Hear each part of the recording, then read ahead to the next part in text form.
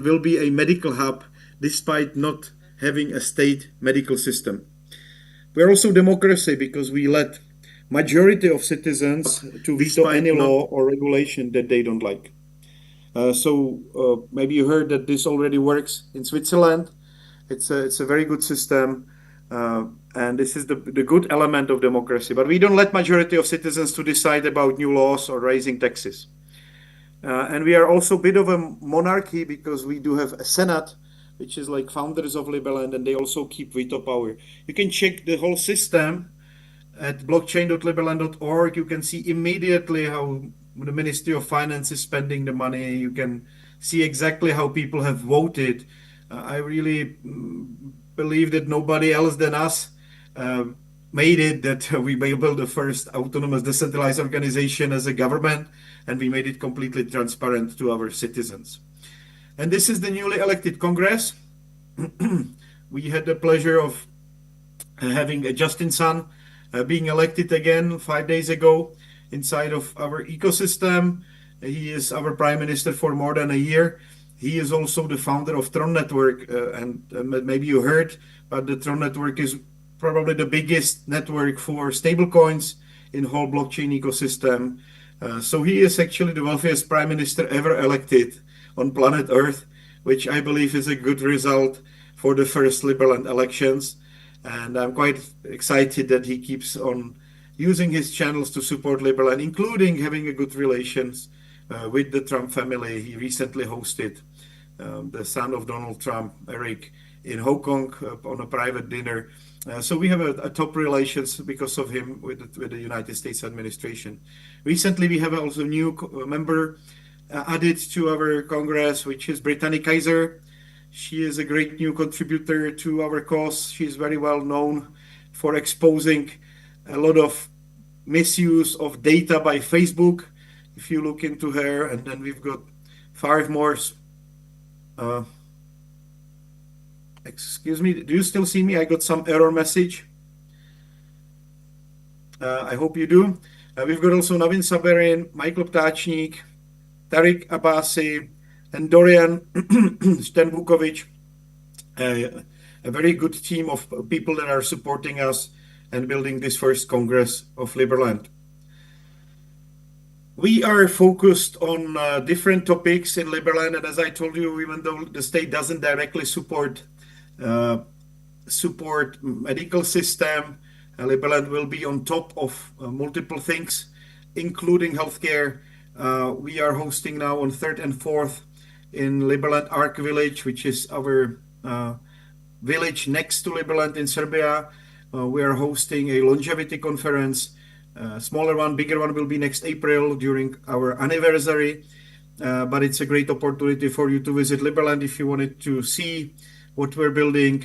And at the same time, we're launching, and we already built a couple of these, we're launching a nice treehouse project inside of Liberland to basically build a first resort for more people to move in. We're building 22 tree houses and special floating platforms for more people to be able to comfortably live in Liberland.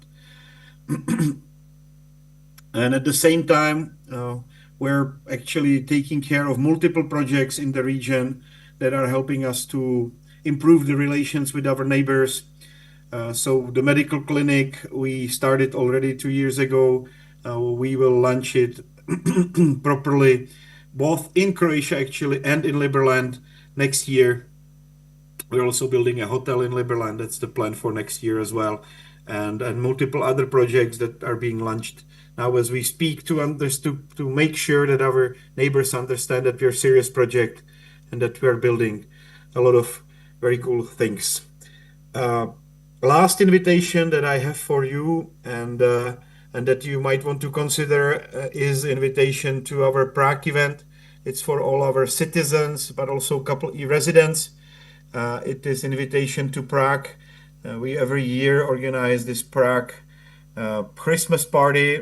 Prague is a diplomatic hub in Europe, and we always invite all our biggest partners, ambassadors, also members of parliament, which this year will be very, very exciting as 4 of my close friends became members of Czech Parliament. So we're expecting them, and we're also expect that there will be ministers in Czech Republic. So it's a huge paradigm shift in Europe that is happening these days, also through regular elections, as I would say people that have reasonable approach to politics are becoming politicians. And we are going to be hosting very famous economists to discuss with you the constitution of Liberland. While the whole governance already works as a DAO, we already have all these tools, people are already voting, and the dynamic is very clear. We actually don't have the written constitution. So the constitution was first written as a smart contract on blockchain, and now we are describing the details about its functionality. And we can still adjust this smart contract. The Congress now can vote and adjust this constitutional setup, but I believe we will be able to defend it against these scholars that have been spending their whole lives discussing how the state should be structured, or how there should be as little state as possible for operation of healthy human societies. So Stefan Kinsella, very famous gentleman. Hermann Hans Hoppe, the gentleman that has written a book, Democracy, the God That Has Failed, a very famous book, very influential, and biggest libertarian in Italy, Alessandro Fusillo, will be joining as well, famous constitution lawyer. These three gentlemen will be helping us to form our constitution. So we'll be more than happy if you also decided to join us for this special event and enjoy Liberland with us, or enjoy Prague with us. So this QR code actually leads to my personal profile. I will be happy to stay in touch with you. There is also a special Telegram group link for the people that have joined me recently for the Network State Conference. So it's a good opportunity to stay in touch and get some updates about what is new in Liberland. And you can also directly jump and download the mobile app. I will give a special gift to all people that are participating on the conference. I will create it that all Nigerians will be able to get a special bonus of 25 Liberland merits. So if you guys decide to become e-residents, it works as a discount, but also gives you basically 2.5 square meters of Liberland as a gift of appreciation for supporting this great conference. And thank you very much for joining me, because I think these conferences are extremely important for fostering these ideas that are helping us to bring about this not just new crypto ecosystem, not just embracing Bitcoin, but also help us structure our societies better so that they're less wasteful and better organized to support people and their well-being. So thank you very much for having me on this conference. I will update the mobile app, which you can also find on this link with the new task for you. If you share anything on your social media and you will report it inside of this mobile app, you will get the special bonus. So thank you very much, and looking forward to see you in Liberland soon. Thank you so much, Jedlik. A round of applause for him. How many of you would like to live in a decentralized country? I mean, I would love to live there. One of the beautiful things about the blockchain is that it can help you own a piece of just anything. You know, somebody talked about a company that's decentralizing lands in Abuja, in Lagos, in Port Harcourt, and the company is owned by my friend actually. And with that, people can come together and own a piece of a land, maybe portions and portions of it, rather than having to bring out the bulk money, one person who can really afford it. This is what he's doing here also, and also trying to bring a country that runs fully everything about them, their data runs on the blockchain, and you can, it's transparent actually. I look forward to a country like that. I think I'll personally take a private jet trip to Liberland one day. Who would like to join me on that trip, please? Thank you very much, guys. A round of applause again for him. All right. So, guys, without wasting much time, we have a very respected person in our midst. He's a person who has made sure all of this happened from the beginning of this week to now. He's the person of the president of the FinTech Association of Nigeria. I would like us to Stand up and give him a round of applause as he makes it up the stage.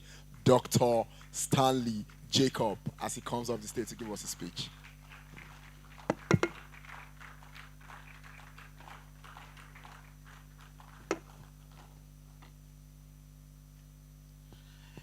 Good morning, everyone.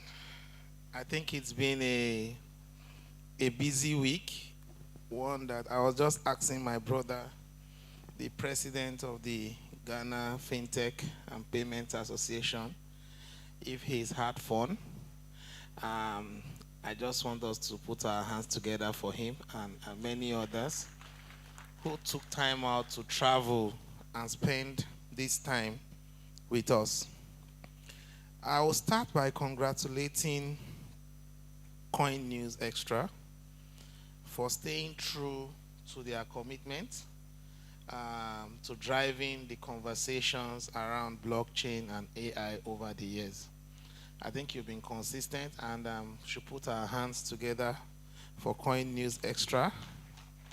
Thank you. I believe you have been able to stir the conversation, and now it is time for us to reap, because we are there. I want to start this morning by talking about numbers. $800 million. That is what Nigerian investors lost when CBEX collapsed this year. That was what was reported. I am not talking about this to depress anyone, but talking about it because it is real. This is the duality we face in Nigeria's blockchain space. Enormous potential, serious challenges. And today I want to talk about both of them. Both the potentials and the challenges, and how we can surmount them. Personally, I'm here because I believe Nigeria can lead Africa's blockchain and AI revolution. But belief is not enough. We need our eyes to be open, and we need clear eyes about what we need to do and how we need to do it.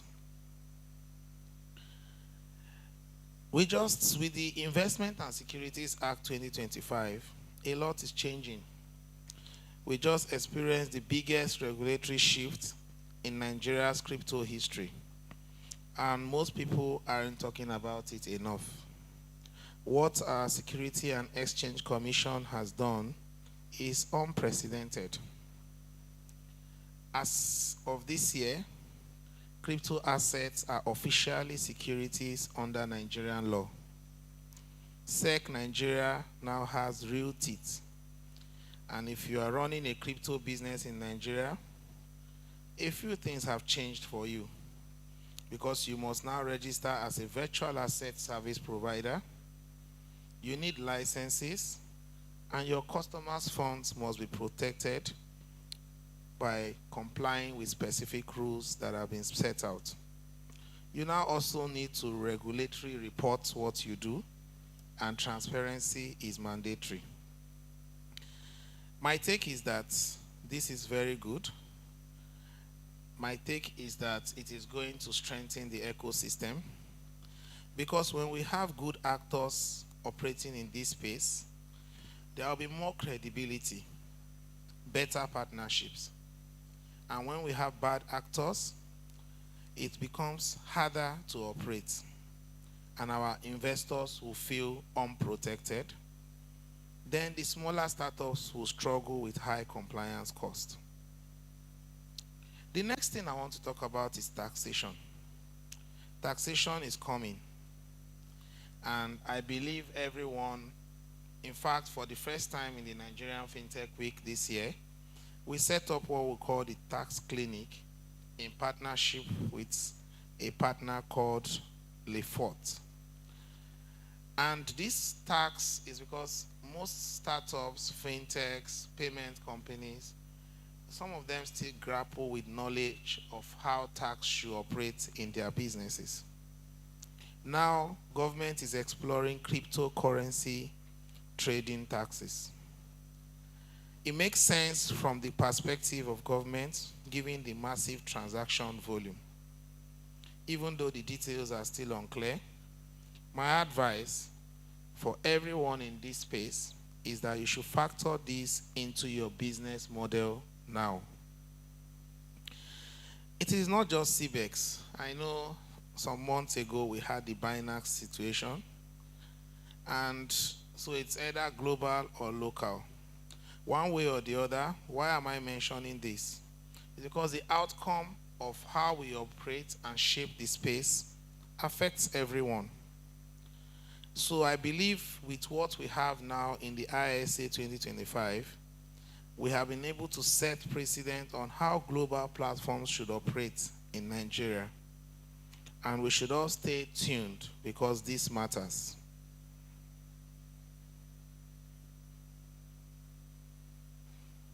Now I'll proceed by talking about some of the key lessons we have seen from what has happened so far in this space.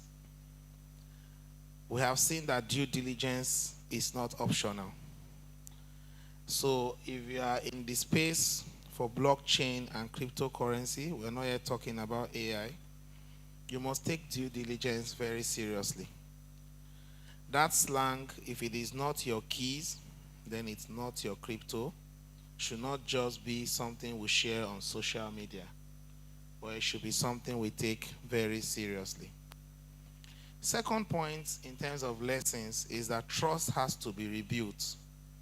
Every scam that happens sets the industry back and makes everyone, including the regulator, to have a rethink. Thirdly is that education is desperately needed. Most people who lost money didn't lose money because they were foolish. Most of them lost money because they didn't understand what they were investing in. Our financial literacy in the country is still around 35%, as previously quoted, and we think education is desperately needed. And we are once again happy about the Investment and Securities Act of 2025. I'll move quickly into our national blockchain policy. Our government now recognizes that blockchain is a very important tool. Nigeria officially has a national blockchain policy, and the Federal Ministry of Communications and Digital Economy led this. And this signals governments seeing blockchain as important, and it promises an enabling environment for innovation, job creation, economic growth, regulatory clarity, skills development, and most importantly, positions Nigeria as the digital economy leader. I know that we still need to do a lot around the implementation of this policy, which has been released, but the momentum is real, and while we have a policy, we need you and I in this room to implement. Moving forward, I want to touch on AI and blockchain. Why this convergence? Someone will say, why is it the AI, Nigeria, Blockchain, and Artificial Intelligence Week? It is because even though everything I've talked about earlier focused on blockchain, but we are at a unique moment. AI is exploding, and the convergence of AI and blockchain is where the magic happens. And Nigeria cannot afford to miss this boat. If you look at globally around us, Google has developed AI tools for crypto payments. We have seen decentralized AI marketplaces running on different protocols. We have seen AI agents conducting transactions autonomously. And what does this mean for us in Nigeria? It means that we can apply AI to drive fraud detection and promote security in the space. AI can help us analyze transaction patterns and dictate scams in real time. It could have flagged some of those schemes earlier if if we had taken this convergence seriously. AI will help us with smart contracting and auditing, analyzing code for vulnerabilities, and making blockchain development safer. AI and blockchain convergence will help retail traders make better decisions, and it will level the playing field across board. Identity and KYC, we've made a lot of progress as a country in that space. But we think that the convergence of AI and blockchain for verification is very important to promote financial inclusion without compromising on security. There are also other opportunities in decentralized AI computing. And I believe that Africa doesn't need massive data centers. Our traditional AI might require expensive infrastructure, but decentralized AI networks can change the game for us. Lastly, in addressing the challenges which we face today, even though I painted the opportunities just now, we must deal, and we must first be honest about the problems. We must deal with trust deficits as we struggle to ensure that we sanitize the space. We must deal with infrastructure, because that's one thing we don't really talk about enough. Infrastructure-wise, we still have internet connectivity gaps. We still have limited blockchain AI literacy. And we still have hostility of financial institutions somehow, sometimes, to crypto transactions, because everyone is trying to understand it. This regulatory uncertainty, which we believe the ISA 2025 is helping us clear, is creating a bit of hesitation, but we are going to get there. We need talent too. The brain drain, our best developers are leaving Nigeria for other countries abroad. Other jurisdictions are welcoming them, and we are training talent for many other countries. So we need to create a reason for people to stay and build here. These are the real challenges, but they are not insurmountable. Every successful tech hub faces similar issues, so Nigeria is not an exception. The difference between success and failure for us is how we respond. Now, the path forward for us as I wrap up. We need a community call to action. Prioritize transparency. We can never over-communicate on this subject, so let's keep communicating and make it easy for people to verify that what we are doing is legitimate.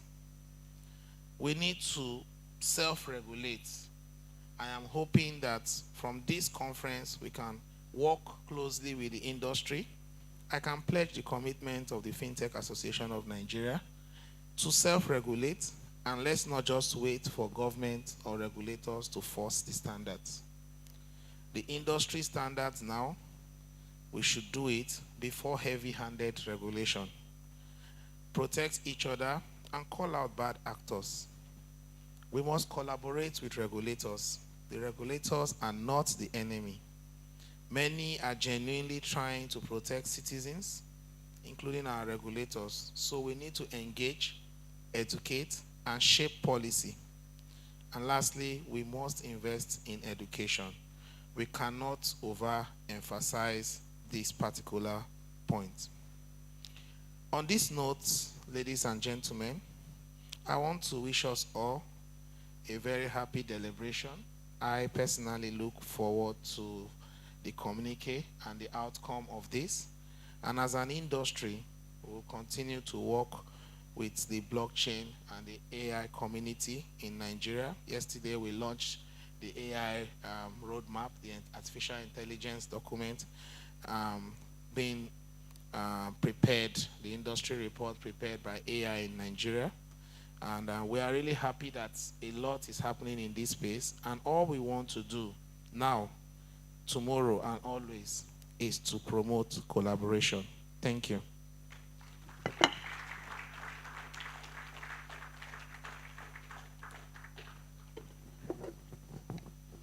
Please jam your hands again for him if they are not busy. Thank you so much, sir. That was the president of the FinTech Association of Nigeria, and that was a very excellent speech. I don't think there's anything as beautiful as that you ever want to hear from a president of the association. Earlier I said, if you are building, understand that the regulators are beginning to come. They've gotten our attention, and they want to come and understand what we're doing. They are not our enemies, as we all know. As you build compliant products, and as you build products that also safeguard your users and also protect yourself as a company also. So thank you so much, sir, for that amazing speech to us. If you're just coming, you're welcome to Nigeria Blockchain and Artificial Intelligence Week, put together by Coin News Extra for the FinTech Week.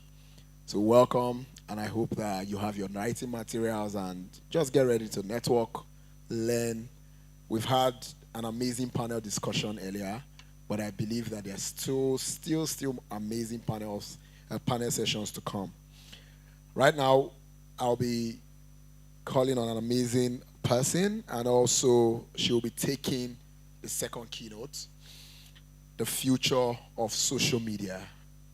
I know a lot of us are content creators, a lot of us do a lot of things on social media. It's now a career path for many people.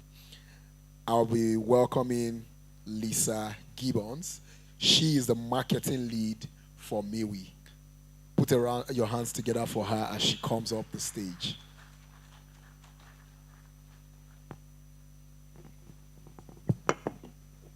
Thank you, everyone. Good morning. It is lovely to be here, and I've been here for the whole week and enjoying every minute of being in Nigeria.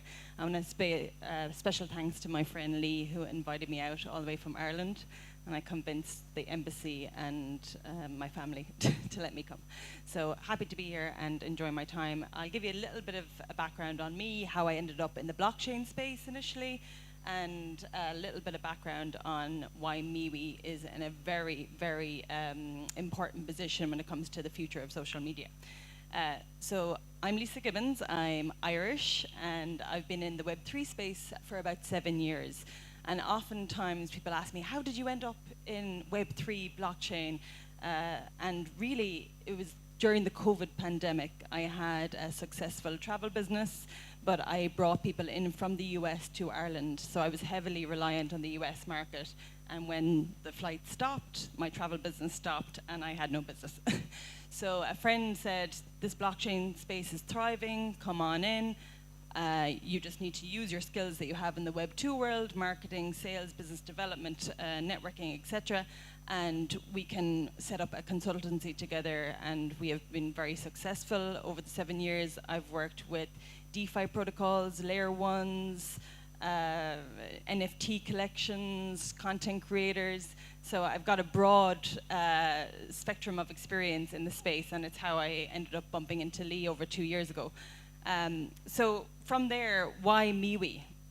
So I was at a conference in Berlin 2 years ago, and I was sitting in the audience, and a friend of mine had built so much infrastructure in the Web3 world. So he was a blockchain developer. He was building tools, and he thought the tools were far superior to anything that he had come across before. They were superior to Facebook. They were superior to Twitter, to everything at the time. And I was sitting in the audience looking at him, and I couldn't understand a word of what he was saying. It was like he was speaking another language, even though he was speaking English, right? Because he was talking about the code. He was basically speaking in the language of code.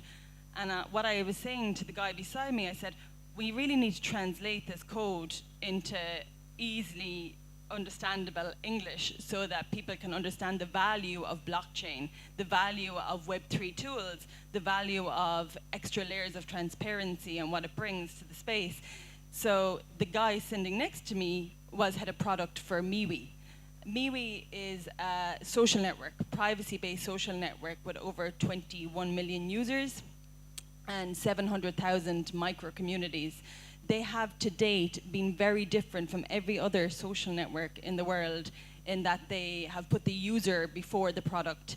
They have no ads on platform, and as you know well from using Facebook and Instagram and TikTok, all of the social media networks are very heavily reliant on ad revenue and scraping of your data to serve you ads, basically. So on MeWe, they did the opposite. The founders were amazing and innovative in the way they thought about social media, the way it was born to be. So social media is social networking. It's a place where we're supposed to connect with each other, connect with friends, connect with new people, connect with people with like-minded interests, and they stuck to those values. So they formed a bill of privacy that they wouldn't invade your privacy once you're on the platform, and that was really attractive.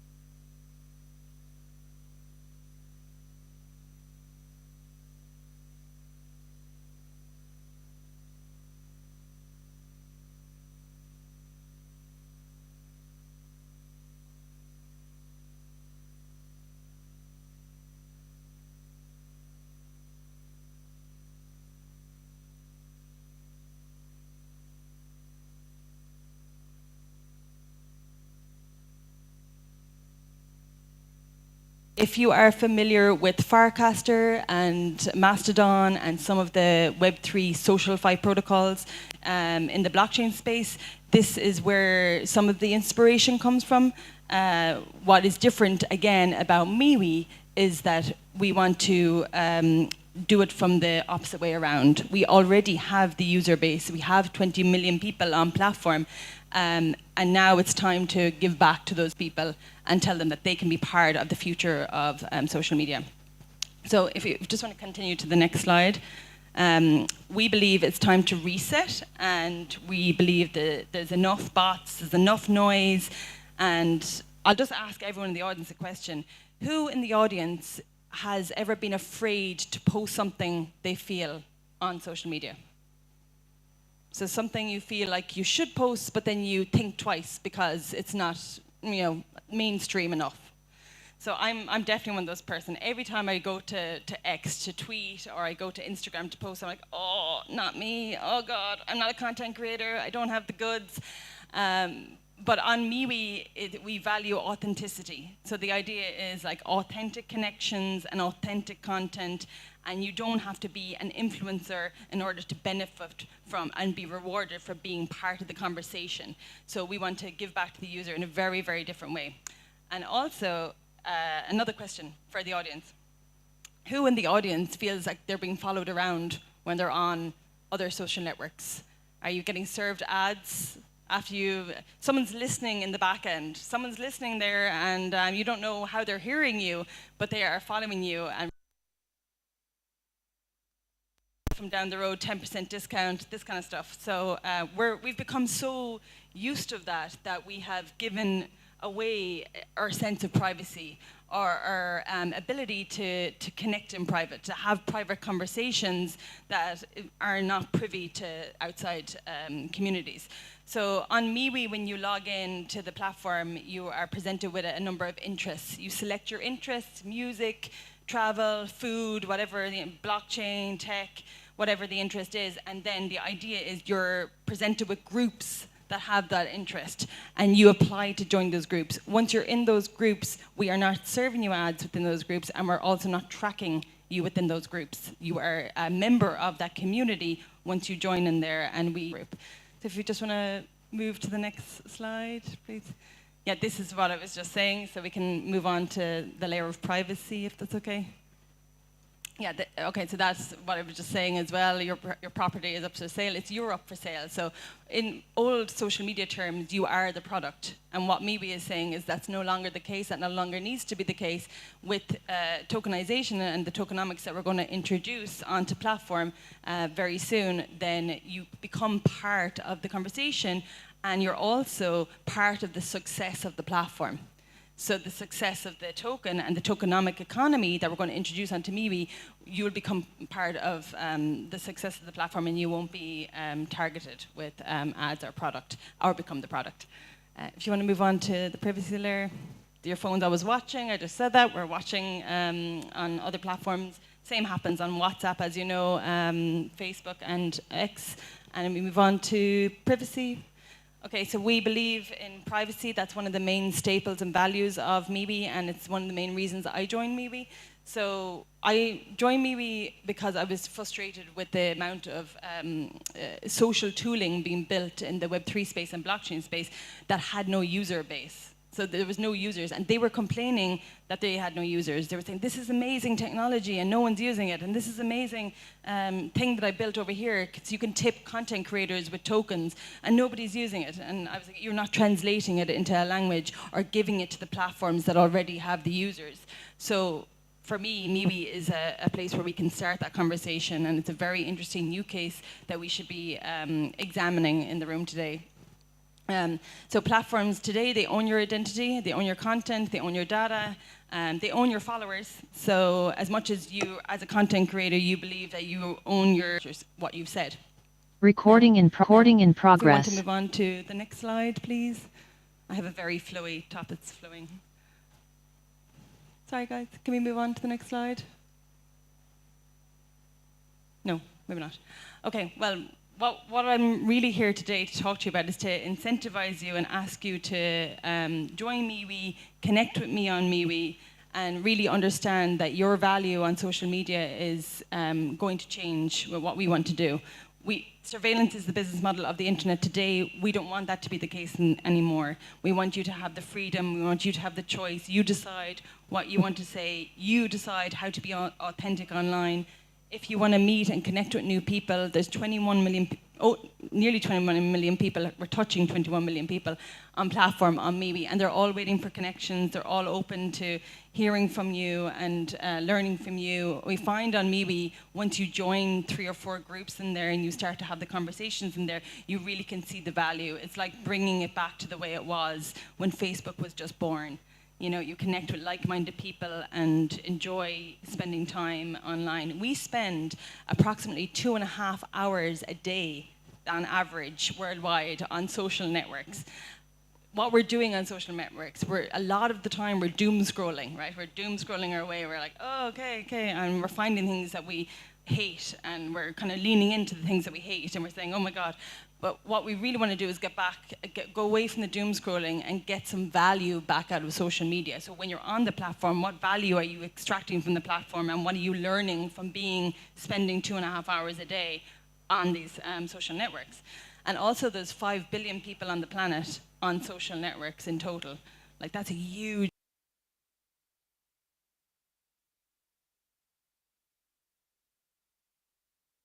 Recording in progress.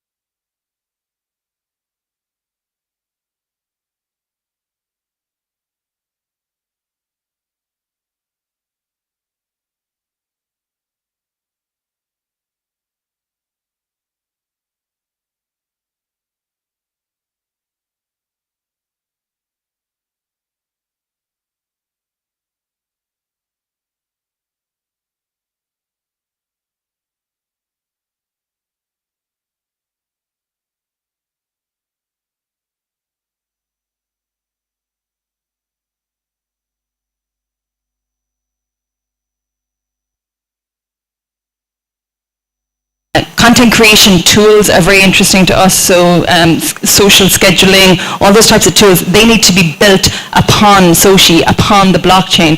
So if anyone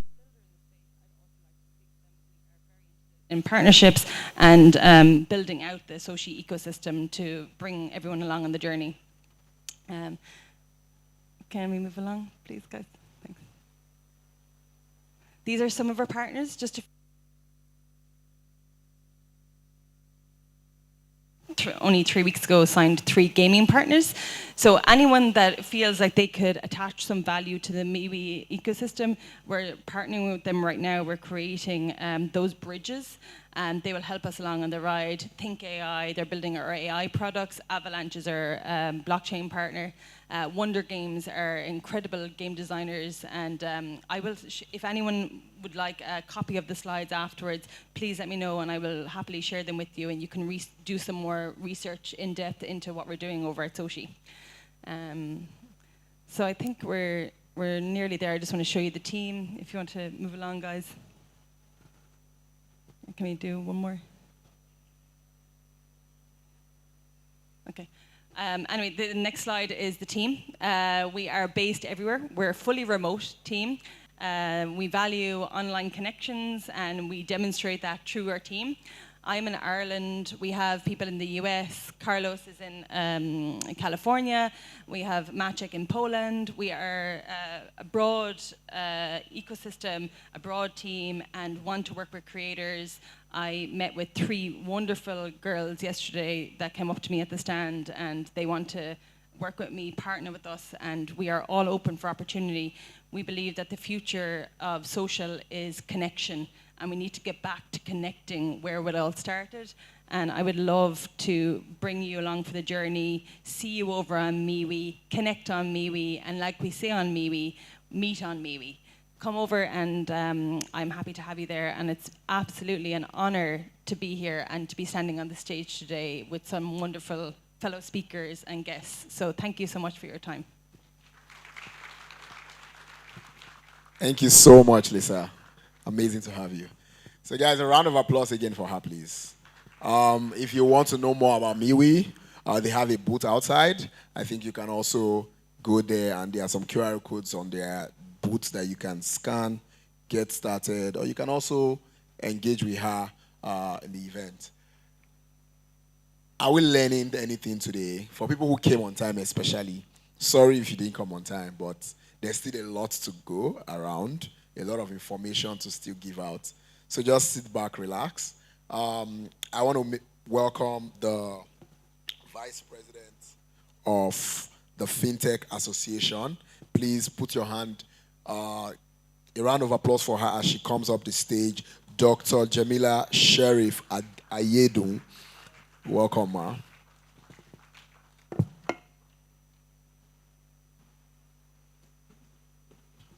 Good afternoon, everybody. Good afternoon. I hope you guys are having a great time today. Well, it's an honor to be here today as the Vice President of the FinTech Association and also the Chair of NFW 2025 Organizing Committee. If you guys are having a great time, please give our committee a huge round of applause. They've done a lot of work to make this happen, and we're just really excited to be here. I also want to thank I'm going to say the chair, the chief host here today, Dr. Stanley. Thank you so much for your presentation today and inspiring all of us. I'd like just to take a few minutes, if you guys will indulge me. I think that one of the things I want to kind of convey here is really the opportunity that we have in front of us. We're gathering here at the Nigerian Blockchain and AI event. This energy that you guys have when it comes to innovation is an underlying part of what we're trying to deliver here with this particular event. I also want to thank our generous sponsor, Coins News TV, Extra TV, for your commitment to this day and making this happen on the platform that we've set here. I also want to say that this year's theme the FinTech Ecosystem Symphony, orchestrating Nigeria's digital future. When I look at everyone in this room in particular, you guys are the builders, you are the thinkers, you are the disruptors when it comes to blockchain and AI, and I'm not seeing individuals here. I'm really seeing a lot of instruments, and I'm using that word because that's exactly what we're conveying when it comes to our theme this year. These instruments that you're playing has a grand performance on today's theme, which is all around the blockchain and AI. When I think of blockchain, I actually put in a few words. I said, okay, let me go and do some AI in order to kind of come up with a few things that I thought resonated within me. So blockchain is kind of like the percussion, right? You guys, you have to keep the beat. Whoever is in that space, you literally have to keep the beat. That beat requires us to be able to trust, have transparency and security when it comes to all the various transactions that are taking place. AI, on the other hand, is more so like the strings or the melody that takes all this data that we have and be able to really bring it to life. So I want to thank each and every one of you for playing your part in this symphony that we have. And so lastly here, that a symphony is not just the instruments. It is literally led by the orchestrators. So when you think of all of you here, we do consider the Nigerian FinTech Association as one of those orchestrators. And we're reaching out to each and every one of you sitting here, and this is gonna be my request that you all join the FinTech Association of Nigeria. If you are not a member, please, we'd like for you to go to fintechnGR.org and register to become a member today. We'd love to have you on board. Our focus is about being synchronous when we're all playing, right? It's not about having the drums outplay the flutes or having the strings outplay the other instruments that are in their tunes, but it's about synchronizing. And that means that we're all about collaboration over competition.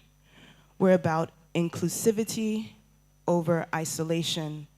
And most of all, we're also about honoring and managing the regulatory landscape that we play in. So with that, I want to thank you once again. Be bold, be brilliant in how you're playing your instrument. And I also want to just say thank you and continue with the symphony here today. Thank you very much.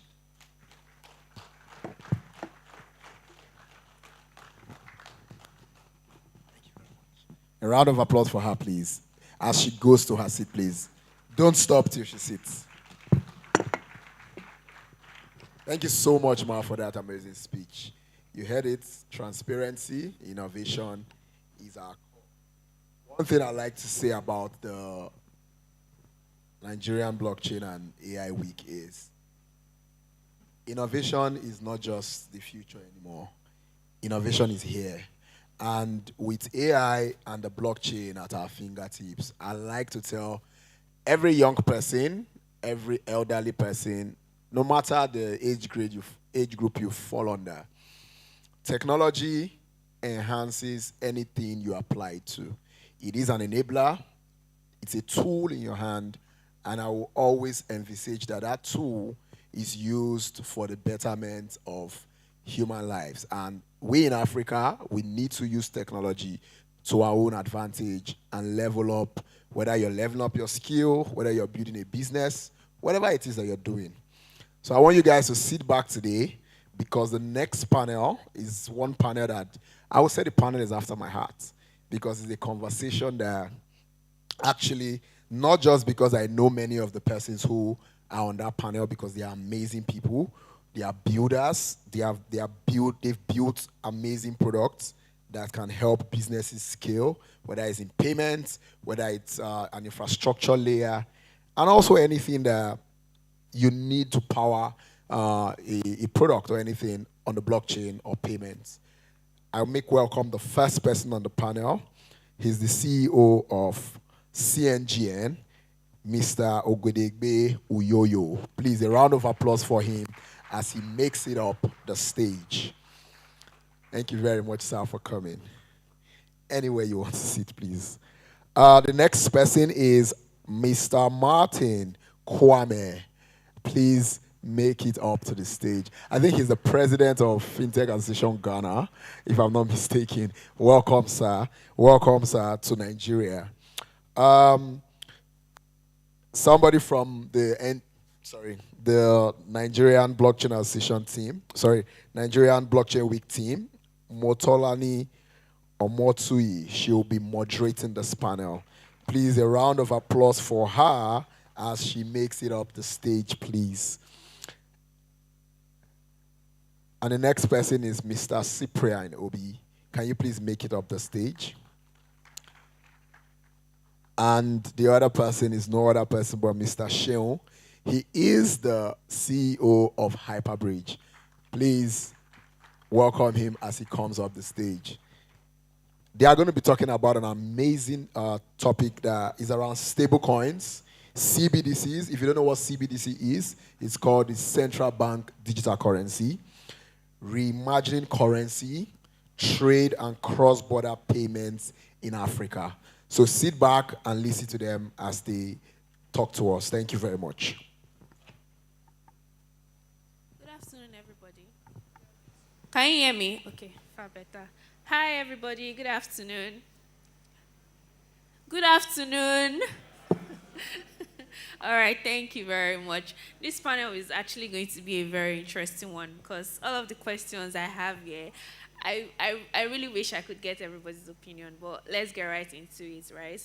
So let's start with like the first question, the first category of this question, which is market adoption and economic drivers.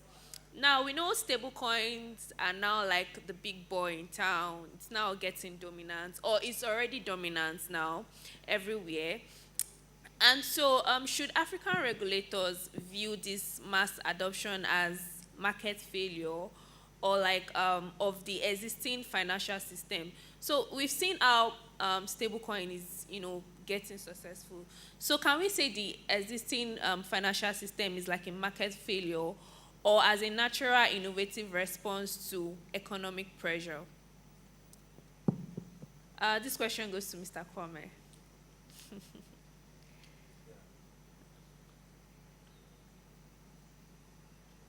Hello. Okay. Hello. Yeah. So, good afternoon, everyone. Good afternoon. Yes, once again, I would like to say thank you for having me. So, my name is Martin Kwame Awaga. So, my surname is not actually Kwame, it's Mr. Awaga. Yes. So, I'm actually the president of the Ghana FinTech Association, and it's great to be here to support what the Nigerian FinTech Association is also doing, because we believe as an ecosystem and as a continent, there's the need to solidify that relationship in terms of brotherliness and coherent development across borders, irrespective of course, we are all one people, and there's the need to accelerate development, and particularly in the financial space, because that's how we can enable laughter and enable trade beyond borders. So thank you once again for having me. I would say it is both. The reason why I would say it is both market failure and innovation is when certain things are not aligned properly in terms of what the market is desirous of, particularly as we have heard severally from all speakers that has come onto the stage and the other panels prior before us, is, Africa's market or financial market is heavily dependent on currency volatilities. I think we all know what that means, the fluctuations that our currencies actually see or go through. And we also have very weak forex corridors. And so some of these issues, some of these market failures that are not being able to be addressed are some of the reasons why this led to some strict innovations that we are seeing or emerging technologies that we are seeing currently coming up. So I would say it is both, and these are some of the reasons why I would come up with those conclusions. All right, thank you very much for that answer. So I'll be moving on to Siren. Right, yeah, Cyprian, right, sorry. I'm moving on to Cyprian, and I want you to introduce yourself to everyone before you answer the question. So currently now we basically have foreign dominated stablecoin like USDT and USDC, dominating the market at the moment. So what's the realistic way that we can have like Africa currency stablecoin like CNGN, dominate the market and then gain trust, gain stability for both domestic and regional cross-border activities? Hello, good afternoon, everyone. Yeah, good I am afternoon. Cyprian, and I'm the founder and CEO of ZoneX. So ZoneX is an on-ramp and off-ramp platform for traders to trade their different cryptocurrencies to Naira. So going to the question of our local stable coins being going like mainstream in the market, we have to focus on two major things. That two major things has to be gaining trust in the market. So by gaining trust, we have to, the local pegged stablecoin has to be transparent with audits, has to make customer understand that their asset is really backed with real-world values. They have to make users really understand that each of one of those pegged stablecoin, let's take example, the major pegged stablecoin to Naira that we have in Nigeria is CNGN. So we have to make sure that one CNGN is equal to 1 Naira. So these are the things that we have to build, not just making it the pride of a nation or something, not because we have USDT, which is pegged to USD, then we just have to build a pegged Naira stablecoin pegged to Naira because we just want to have it. So, and another thing is utility. Utility in the sense that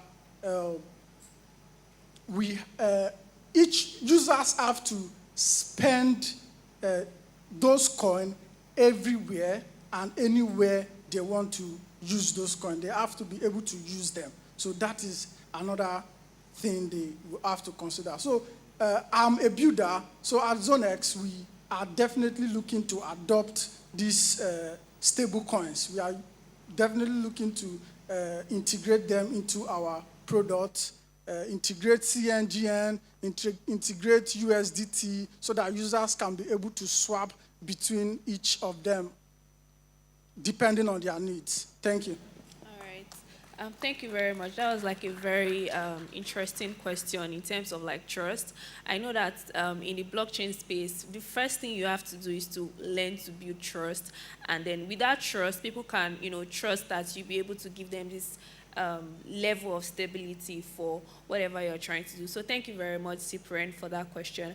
I'm going to be coming out to Sheon. I want you to introduce yourself.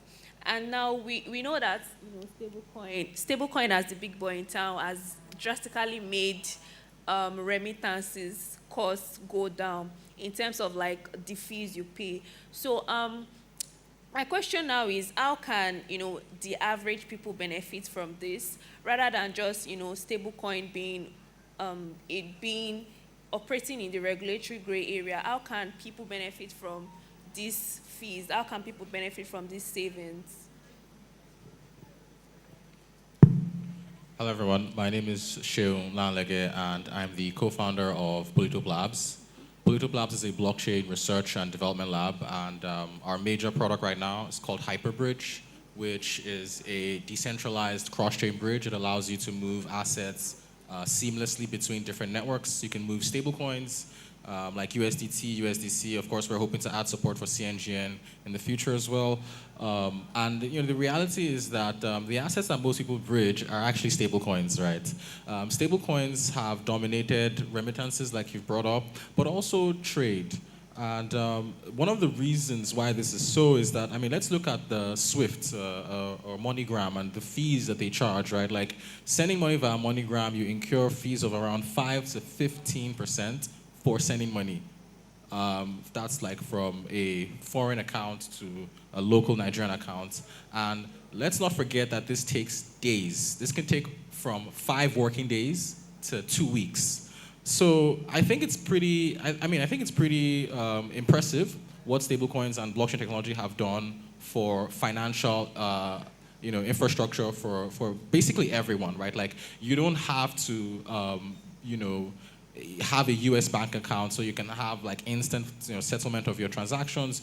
You just open a wallet and then immediately you have access to like the global finance. So not only is it saving money, I think it's also saving time as well. And I think this is really what is driving adoption of stablecoin infrastructure and stablecoin rails, is that the traditional banking system is so inefficient that it takes so much time, and time is money, really. So you can't even price how much opportunities are wasted during the period of you're waiting for your transactions to settle. And so this is, in my opinion, really the key feature for stablecoin settlements and stablecoin for remittances and trade, because they both go together. All right, thank you very much, Olanlege, for that interesting question. So I'm going to go back to Mr. Martin's comment. Yes, right. So you're the president for Nigerian FinTech of Ghana, right? Yes, Ghana FinTech, right? So I'm going to ask you a question based on trade and SME utility, right?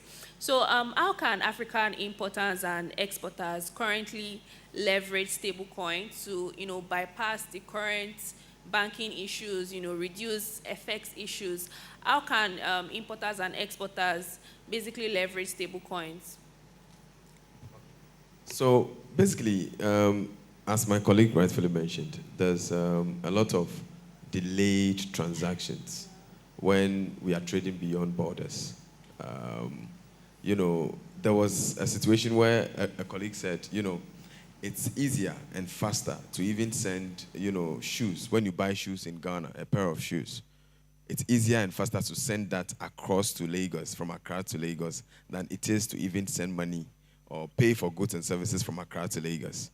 That should tell you that, with that delay in processing payments, it's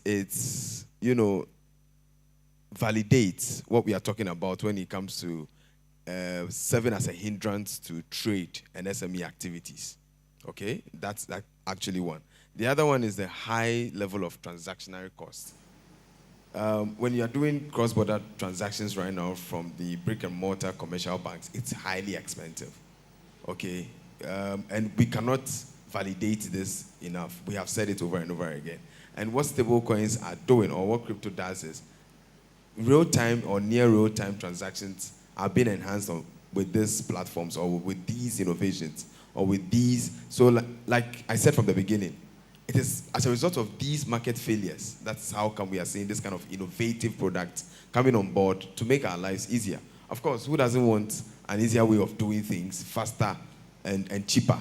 That convenience is what we are talking about. And that convenience is what the stable coins or the crypto on this blockchain infrastructure that we are seeing coming up, or we have seen being leveraged on to develop this system of transactions across borders easier and faster. And this is what is bridging the gap for trade and SME actors.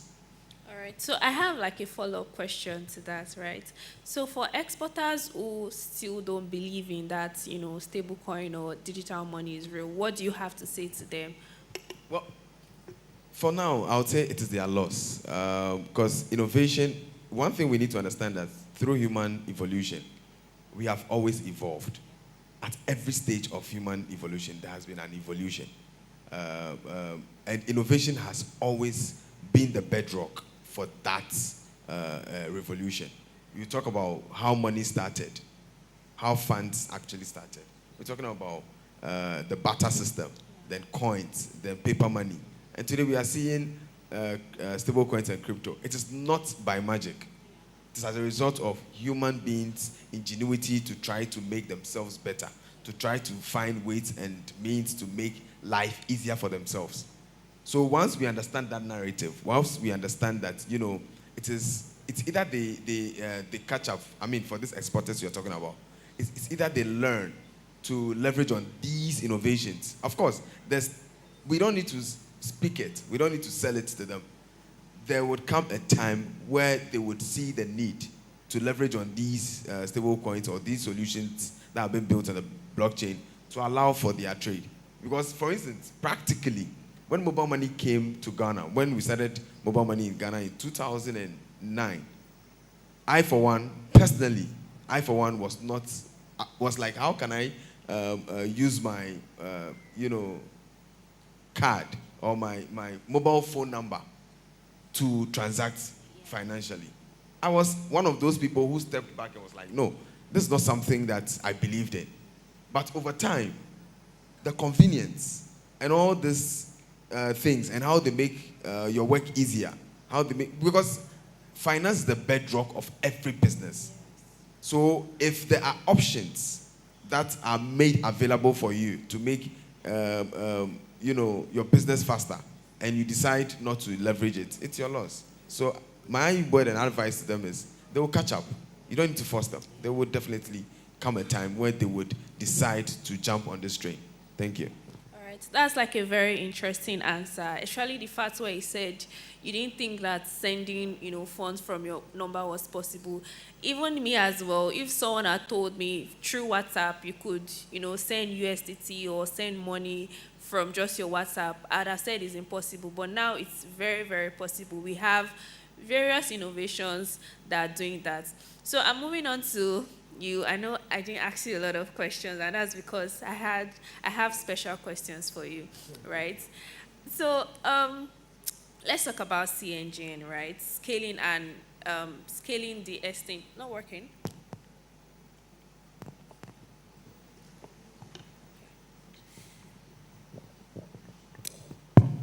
So let's talk about CNGN, scaling and extend listing. For CNGN, or like African peg stablecoin, what's the most significant infrastructure and commercial hurdles you've experienced to achieving liquidity, especially even gaining listing to exchanges or platforms that favor foreign stablecoin? So what is the most significant or commercial order you have for CNGN? Thank you. Hi everyone, I'm Uyoyo, and I just want to kind of start before I approach that question to say we are focused on stablecoins beyond Nigeria, right? Like we're working on stablecoins in Ghana, working on stablecoins in Tanzania, Kenya, really with different players there supporting them. So we have some scar tissue in trying to do this in a few African markets. I'd say fundamentally, right? I don't know how deep we want to go, how much time we have to kind of approach these questions, but there on one level, you rarely have market makers, right? So market makers are people that are in currency markets and then ensuring that there's always liquidity in that currency market to buy and sell, right? So a market maker would typically buy both sides of the transaction. So for example, think of like a Bitcoin USDT market, right? You have market makers whose job is to fulfill every order on that market, for example. So if you come and you say, I want to sell 0.1 Bitcoin, right, for USD. Their job is to make sure that they buy that Bitcoin from you and sell USD. So what that means in practice is, for one of the biggest problems we've seen is for African countries, they are not very advanced like market makers that are willing to take African currency positions, right? So, and there are a number of issues to solve. There are a number of issues to solve there, right, to make sure that happens. But that's one problem, right? Of course, regulation is another problem, right? We've made progress, but we're just not, we're not there yet. Like, we're not where we need to be. But I'm reliably informed that the regulators in Nigeria are doing a lot of work. Even in Kenya, the Kenyan government sent people from the CMA, people from from the CBK, like a number of their delegates were in our office in Abuja to really kind of learn about what we've done with stablecoins so far. So I'm aware that in many African countries, a lot of progress is being made. So on the regulatory side, I strongly perceive that would have a lot of regulatory clarity over the next 16 to 18 months. Also, just there's pressure from US now with the Genius Act. China is very keen on that. So I think regulation, we can expect to pass a lot of our regulatory hurdles over the next 18 months. So I won't consider that like a serious long-term issue. More structurally, I'd say the biggest problem is probably having proper like market makers and markets to trade those currencies. Yeah. That's a very interesting answer for the order you're facing. I think market makers are very important in the market because they are the one that ensures the liquidity goes in and out, right? So I have another question for you. So we know USDC, they've been in the game for a long time. So how does CNGN plan to, build trust in terms of reserve, security, compliance? So how does CNGN plan to override or be able to compete with USDT and USDT? No, thank you. Some things take time, right? But what we are doing on our own part, I can tell you that there's nothing that Circle is doing today. Circle is the issue of USDC, right? There's nothing Circle is doing today that we're not doing, right? From attestation to auditing reports to regulation, there's nothing they're doing that we're not doing, right? There's something by the Bank of International Settlements called Project PRIX Trial, and that's something that we've implemented for more than 1 year now, right? So you're just now having certain stablecoin issuers start to implement those, right? On our team, we have people that are part of forming the travel rule guidance, right? Something called the IVMS 101 standard through the Digital Euro Association. So we're very much involved in compliance forensics globally, right? So there's nothing we're not doing. We have attestation auditors, we have financial auditors, we have assets managers, we have custodians, and all of these people play independent roles to ensure that for every CNGN in circulation, there is at least 1 naira, right, back in that CNGN. As a matter of fact, we always have more naira than CNGN. Like our backing is always more than the CNGN in circulation, right? So yeah, I think some things will take time, naturally, as people kind of learn more about what we're doing, kind of start to interact with it, play with it, right? But just a broader answer I would give is everything is a vehicle, right? People use USDC, for example, or USDT, not merely because it's backed by the US dollar, right? Or because Nigeria is such a naira is a volatile currency. If think about that argument, if that was the case, why doesn't anybody use Euro stablecoins? Does anybody here have a European stablecoin? No? Does anybody here have like a pound stablecoin? Does anybody have USDE or any stablecoin other than USDT or USDC? Yeah. So I think that should say something. It's not really about naira losing value or naira devaluation. As a matter of fact, naira has done quite well this year. Of course, there are structural problems on the long run that affects the naira. But USD has lost like 11% against, like the dollar index has lost 11% this year. But has anybody stopped using USDT, right, for their transactions? Most people have not. Now the simple answer is USDT, USDC, CNGN, PalmPay, OPay, money, like call anything, money points, think of any payment thing.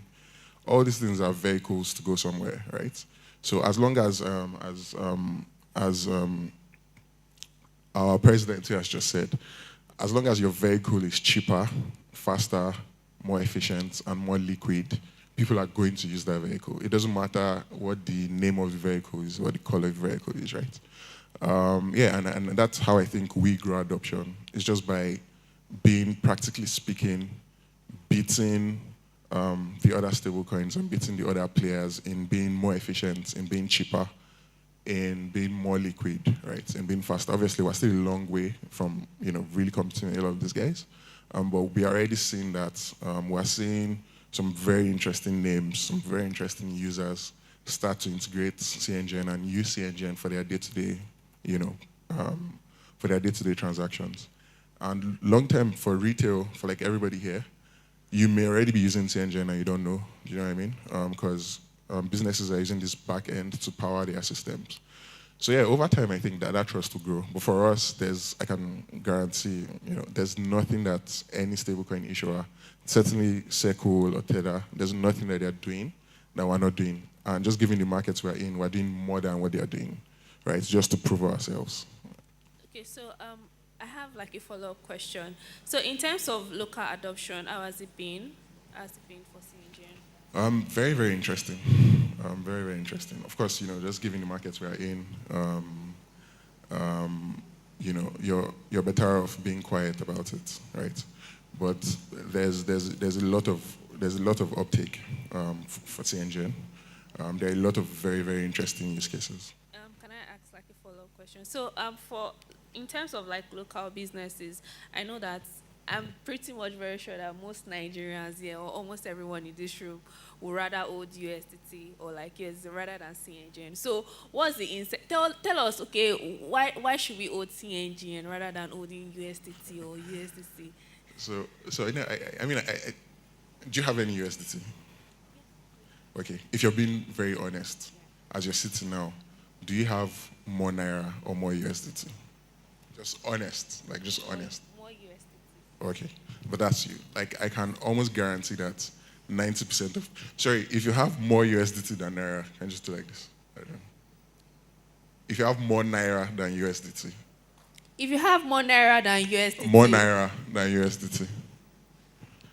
Like, and this is fintech, this is like blockchain and AI, right? Yeah. So my simple point is there are more people saving in piggy vests, for example, than holding USDT. I think that's just straightforward.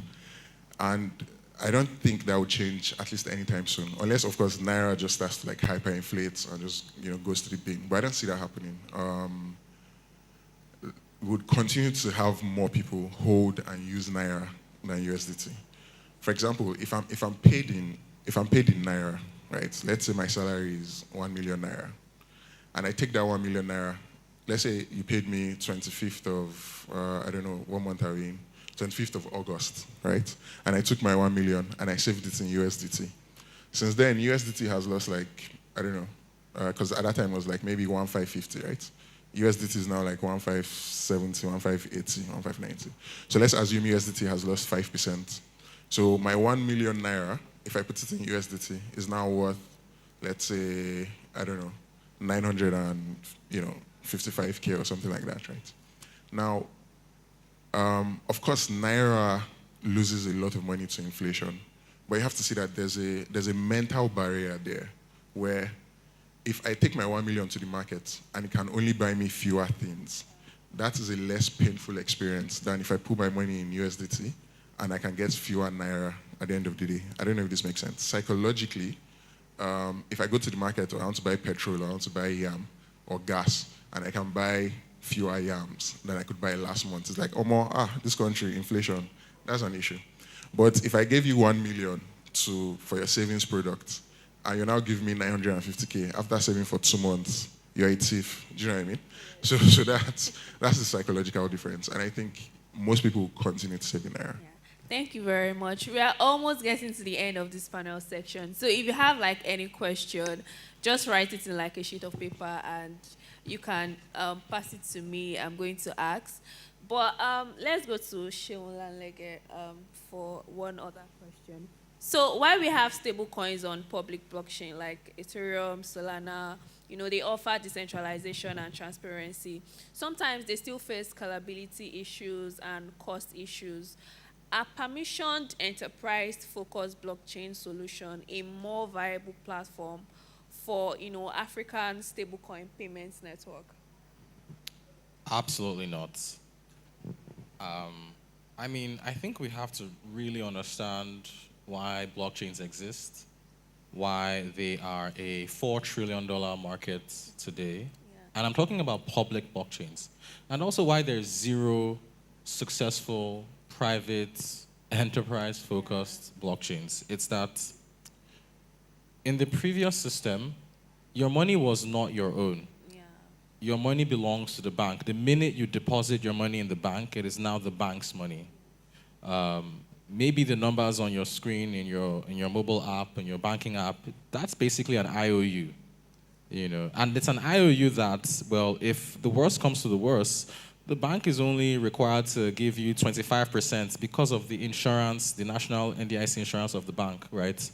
So the reason blockchains exist is because a lot of people, especially a lot of wealthy people, are not satisfied with that kind of infrastructure. The bank makes, roughly anywhere from 4 to 10% on your money from bonds, from interests on loans to, of course, major corporations, and they give you very little in return, and then you take on all the risk, right? Whereas on a public blockchain, your money is your own.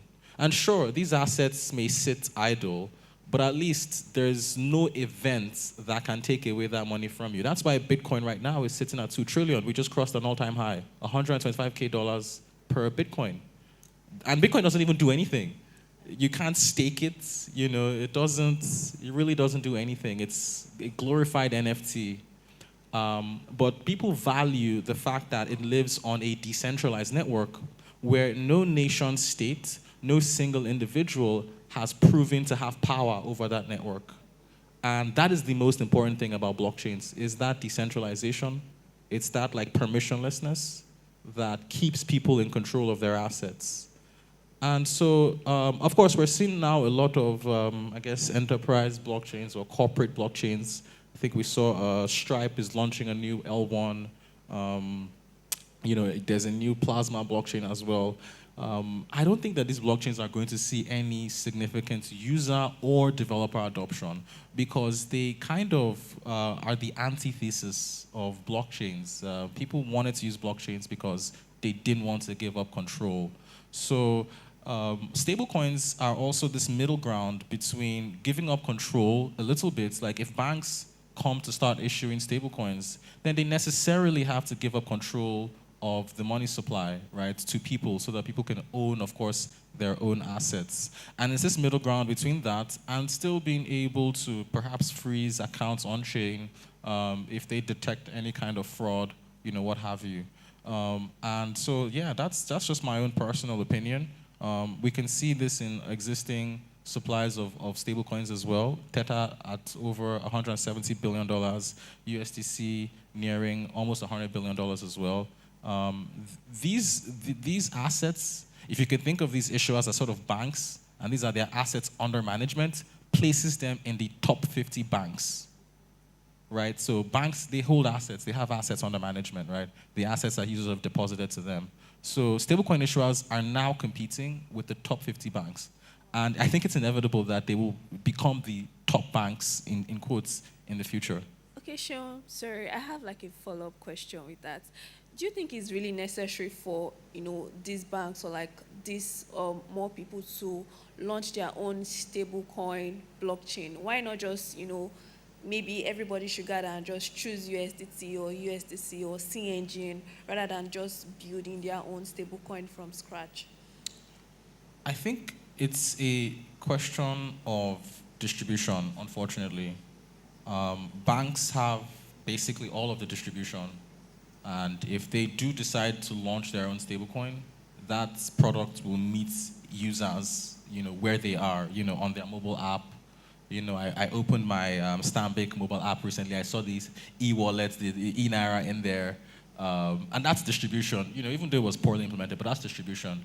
So you can imagine maybe Stanbic releases their own Stanbic Naira, and it's on BSC, it's on Polygon, and they say, hey, you can just convert your balance directly to this Stanbic Naira on any EVM network of your choice. How many users do you think they'll get on day one?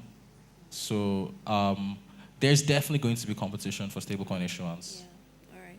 Thank you very much. Okay. My time is up. Okay. All right. So one last question for Cyprian, right? So you currently own like a cryptocurrency exchange, right?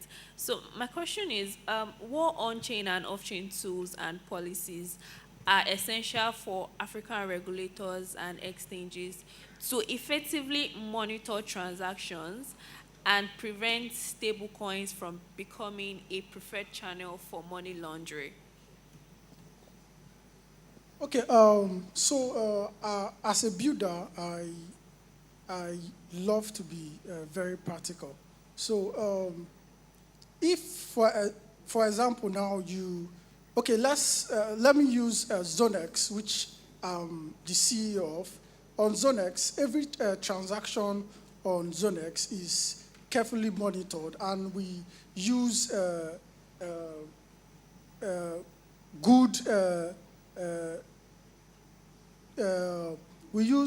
good mediators like Chainalysis to monitor every transaction to see that there is no fraud that is going through the system, and make sure that every transaction is secured for every user. So that is like the major thing that exchange founders like us do. We have to make sure that every money moving through the system is carefully audited, carefully monitored, carefully seeing that every transaction is genuine. That is why for every user that come into Zonex, we make sure that they are KYC'd. So that is like the major step we do. We make sure that we know our customers, they verify and get into the system with their profile. So every transaction that is done is being linked to every user.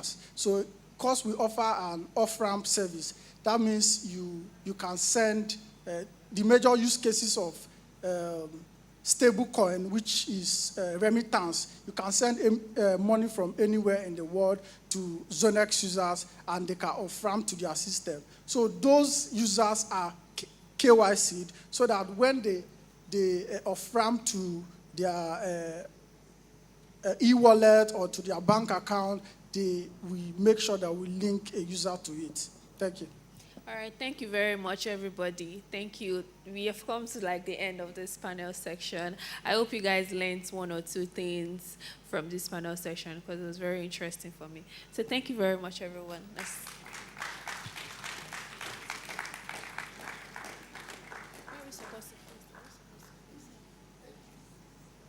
Thank you so much. So we're facing this way for them to have a group picture, please. No, we're facing this way, please. Sorry. Don't worry, I'll move this. So move it a bit.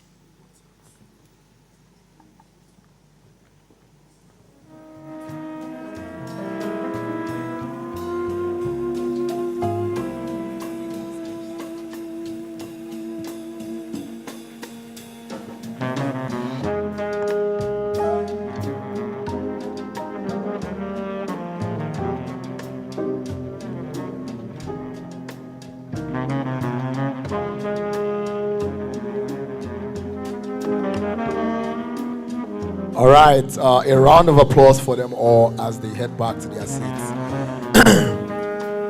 Very, very intelligent conversations.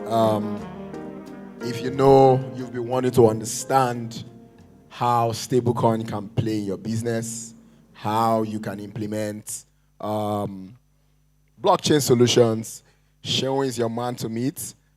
They have Hyperbridge, which is a product where you can implement some blockchain infrastructure behind your product. The CNGN guys, they have taken the Naira to the blockchain. You may say, what about e-Naira? I will leave you to ask the central bank about that. But anyway, I did not say that, please. You did not hear it from me. So guys, if you are enjoying the conversations, can I see your hands up, please? If you are enjoying the conversation, can I see your hands? Thank you very much. It means that this means very much to us, because we want to educate people on the subject matter of not just blockchain, not just the technicalities around what happens. That's why if you hear every conversation, it is tailored to address topics that people have been asking. How can this play a huge role in our lives, in our economy? And as you've heard them talk about here, if you do cross-border trades, I can assure you, you need to start to understand how stablecoins can play in your business, because there's a very, very big push for us to really go digital with the way we pay and do trades, especially within Africa. It's something very needed for us, because when it comes to payment in Africa, it is very disjointed. And if you have tried to do, for someone like me who is a farmer, yes, I'm a farmer, if you are surprised, yes, I'm a cassava farmer. If you want to export products from Nigeria just to our neighboring country here, Cameroon, sometimes the payment system is very, very confusing. But with technologies like this, very easy and simple to use, just figure out the best, maybe even if it's a fintech solution or you have your own crypto wallet. I can send you stablecoin and my after you've delivered the products to me, and you get your money straight into your wallet in splits of seconds, not even minutes if you're using a very fast blockchain. So without wasting much time, we have a 5 minutes presentation from Mr. Asemota William. He's the product and project manager of Horizon Pay. Mr. Asemota Williams. Please, a round of applause for him as he makes it up the stage.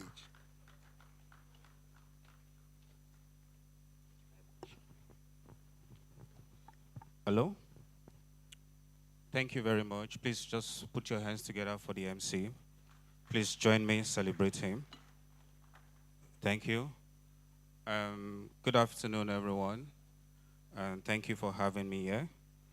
I want to appreciate the organizers, the chairman, board, and trustees of the Nigeria FinTech Week and his team for this wonderful job you've done. Please just join me, celebrate them. Thank you very much. And I also want to appreciate you, the founders we have in the house, the MD, CEOs, and also acknowledging our potential MD, CEO in the house. Please just go ahead and celebrate yourself. So my name is Williams Brown Asemota. I want to share with you some of the solutions and problems that Horizon Pay in Nigeria have been able to solve over the years. And I believe by the end of the day, we're expecting partnership and business collaboration. So quick question is, who is Horizon Pay? Basically, Horizon Pay is a financial technological company that basically specializes in building customized software solutions. Then when we talk about software solutions, it cuts across either the payment and the non-payment solution. So basically, our objective and aim is to actually make payment very easy, very convenient, and very secure. And also, just to break it down, so two major things. Maybe you go to the third slide. So two major things that we do is that we build payment solution, and we also build non-payment solution. Just yesterday, I had a conversation with someone that came to our stand and was asking about the non-payment solution. The person was looking at having solution around visitor management. And I also have another person that came around to speak to us around having to be able to manage their canteen management solutions. So we in Horizon Pay, we build solution from the scratch. Either it is a payment solution or is a non-payment solution. And also we manufacture POS, whatever brand of POS you are looking at, we manufacture POS. I will get to the POS in a bit. So let me quickly tell you about some of the solutions we have. Then as I go to the solution, the next stage, the next slide, please, I will tell you the problem and what we did. So please go on. So we went around the street. If you can still remember some time ago, in this country where we had cash crunch. Those of us that have accounts, we could not withdraw, we could not do transactions. So we went around the street and we're looking at how do we solve this problem. We asked agents, we asked merchants across the street, and some of their feedback were centered around unstable platforms. Some of their feedbacks were centered around risk exposure. Some of the feedback we also got was also centered around having to do things manually when it comes to settlement, and more other things, complicated onboarding. We also have feedbacks from customers who said, oh, it's very difficult managing the inventories of our devices. So we were able to put together the agency banking suite. So basically what we have is an agency banking suite that is like a plug and play. I use plug and play in this context, so it's more like just come with what you have, you plug it into it, and you are able to hit the market faster. So basically, these agency banking tools, we actually designed it for both the financial and the non-financial institutions, like the banks, the super agent, the MFBs, just to empower them to be able to thrive and grow their business out there. So the basic functionality that we have, the next slide, please. What makes what we have different, apart from the traditional functionalities we have in the agency banking? So I will look at area of fraud analyzer. So one of the things we put in place as regard our feedback we got is having too much fraud in the system. So we have an inbuilt fraud analyzer within the agency banking suite that helps to monitor the patterns, helps to monitor transaction behaviors, and help to monitor the abnormalities that happen within your platform. And apart from the fraud analyzer, we also have this solution. We are able to deploy it to various devices, all right? Like, for instance, I mentioned Horizon. We have Horizon POS devices and many other devices. So irrespective of the devices you have out there or POS device, this solution is able to work with all the POS device you have there. Then we also consider multilingual features in the sense that because we have a client in Angola who said, no, I don't want my application to be in English language. I want you to help us have it in Portuguese. So we have a client in Angola and Liberia that requested for that feature. So what also makes it standard, you can also use this application in other African countries because it has a multilingual feature. And we also have an internal wallet system to be able to manage the different wallet activities you want to manage. And in addition to all this, the system is built also with intelligent routing system, whereby within the platform, you can determine as much as possible the switches you want to use to process your transactions. And the system on its own can automatically route transactions within those different switches. And we also have the merchant part that speaks directly to you being able to serve your merchant efficiently. We have within the system where you can manage your e-journals, where you can also manage your inventory. So embedded in the merchant application, you have your inventory management system. So inventory in this context is when you are a standalone, like for small merchants, you are a standalone, and you have products, and you want those products to be within the system, and you are able to send invoice of that particular product and initiate payment for that particular product. So within the merchant business solution, you have ability to put to create inventory, create your product, and also have the ability to raise invoicing for each of your products.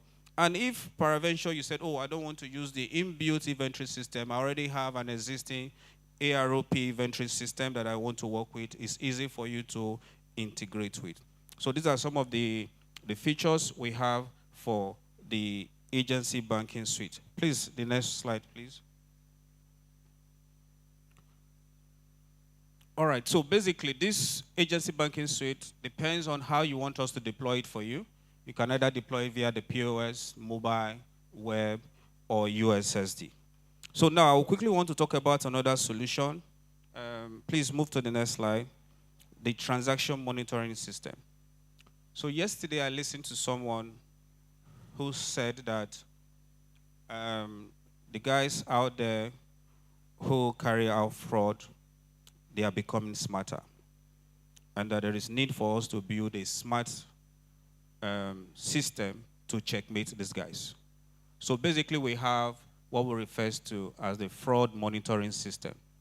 So it's a software that we have carefully designed for banks, fintechs, and payment processor. Why do we do that?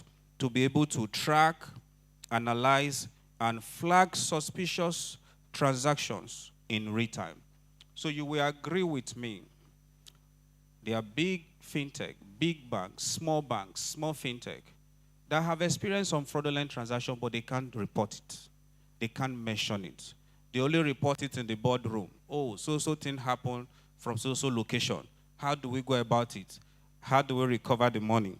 So all these are some of the things that we have put in place. So we have a fraud analyzer system to solve that problem, where you can monitor the activities, patterns of transactions real time, where you can automate, either you want to block a suspicious transaction, you want to truncate it, or you want to set your own rules, your own business rules, to be able to manage all those activities. Then to the next slide. We also have a solution we put in place for those banks, big fintechs, who have different OEM platforms. Let's say, for instance, you have a POS device, you purchase POS device from Horizon, you purchase another POS device from Pax, you purchase another POS device from Morphone, for instance. And anytime you want to send updates application, control, make updates on your solution, you have to move from one platform to another.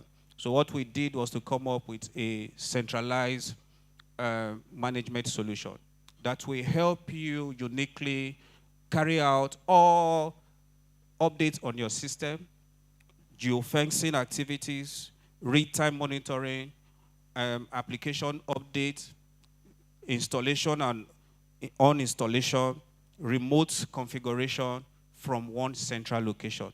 So this solved the problem of you moving from one platform to another platform to another platform, because you have been able to acquire different devices from these different OEM at a cheaper rate.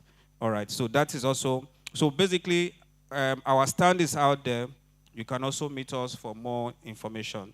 Then we also have the word payment solution. Sorry, I'm out of time, I'm rushing, which basically empower you to be able to accept, process, and settle payment online. So which means, let's say, what am I trying to say in essence in all this solution?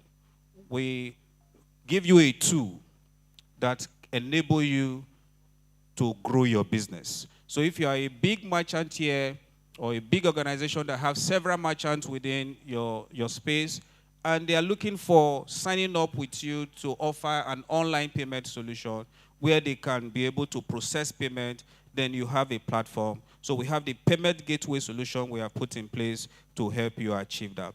Then finally, to the last slide, where you have the POS. So if you want to acquire any POS from us, like I said, we manufacture POS device. And this POS device, we can customize it for you.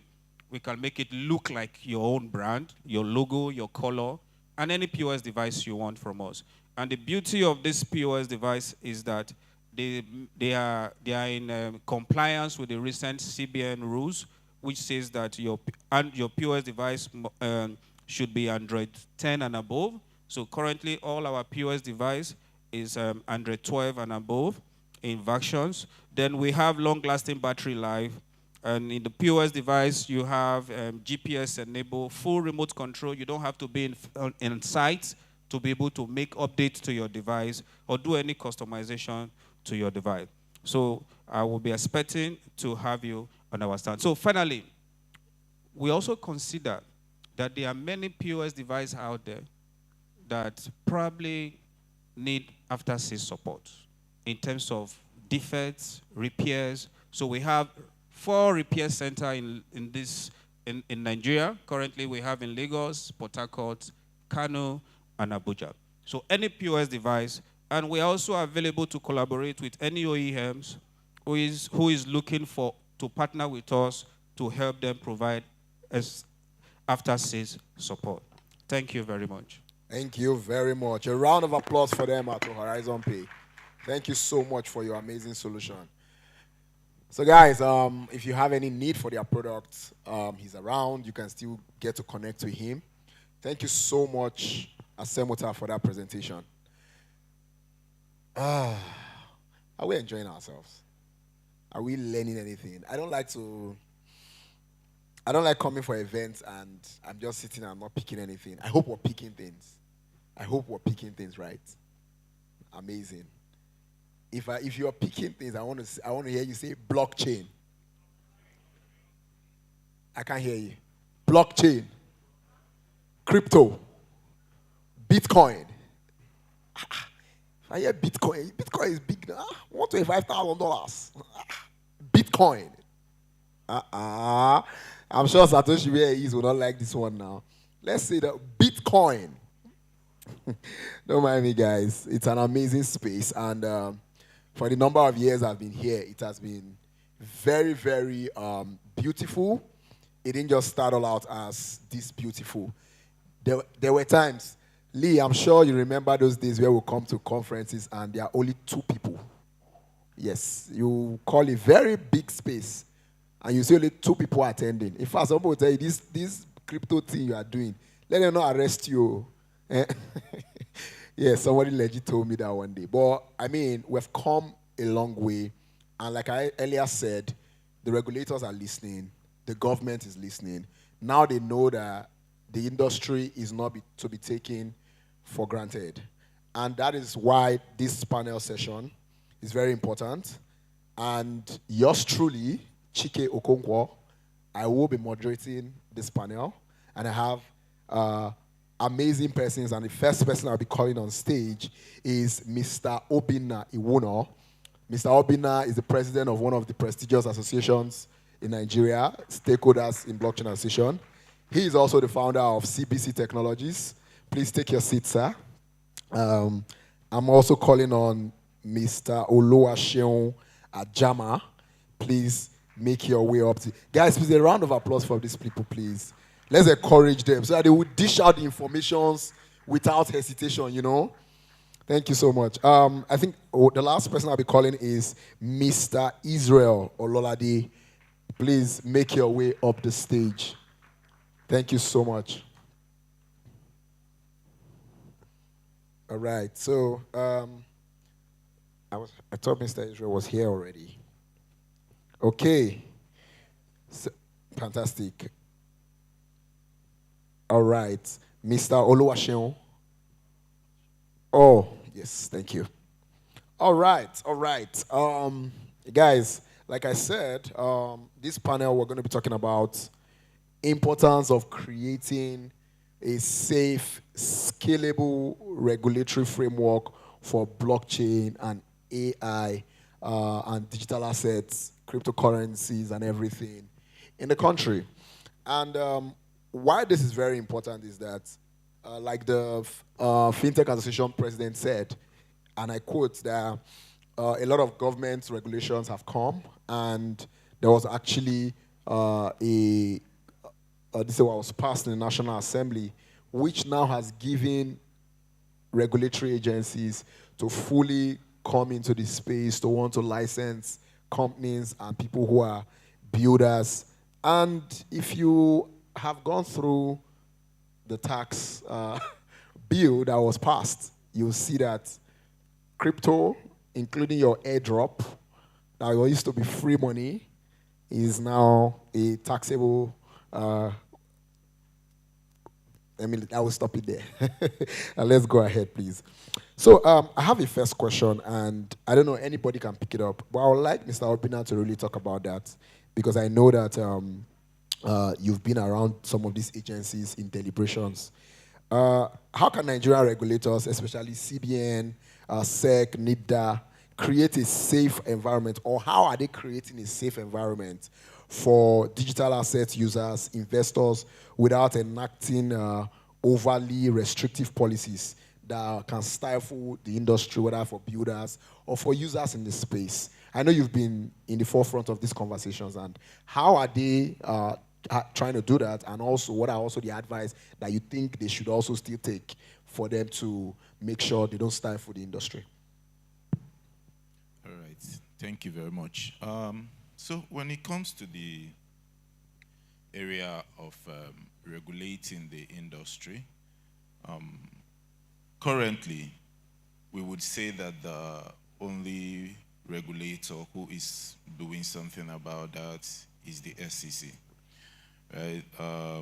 We all know that last year the regulated incubation program was created, and then after some months, the accelerated regulation incubation program was created, which is the ARIP. Now, the ARIP was meant for digital asset, services and virtual asset service providers.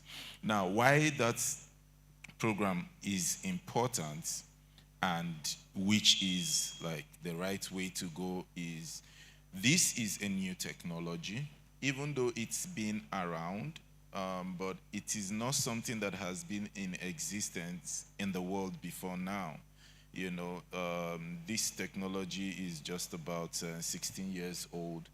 And so it is not something that you can gazette a regulation overnight and begin to implement and you call it perfect. Now, at first, the approach was fear, right? Many of the regulators didn't want to have anything to do with cryptocurrency. There were outright bans in so many countries. And then there was now some, slow acceptance towards it. Now, but the whole world has also come to the point of realization that we cannot deal without crypto, and there is nothing they can do about crypto. So that means that they have to regulate cryptocurrency. And so for them to be able to regulate cryptocurrency, they have to create first a sandbox. Now that sandbox allows them to test this technology and innovation in a regulated environment with a sample number. And then that will now help them to study it, observe it, know what is right and what is not, what could be amended, what could be improved, before they can now come up with a full regulation and of course, full licensing for operators, which is what the SEC is doing. Though it's taking more time than we are told it was going to take, because we are expecting this to be within 12 months, right? And it's been more than 12 months. So we are actually expecting that, they come up with a final result of what this sandbox has been.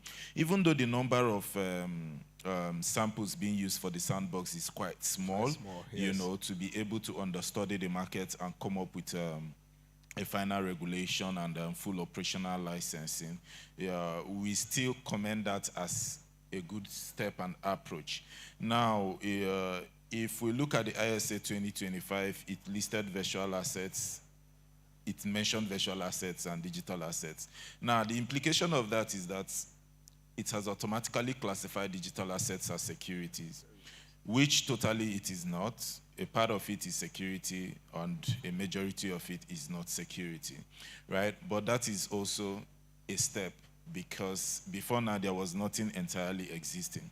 Now, outside the SEC, the other regulator, which in quotes is not a sort of regulation, but we have made a move as an industry to align, because that is also part of regulation and compliance, especially when you are dealing with a product or service that involves financial transactions, movement of value between borders and from one person to the other.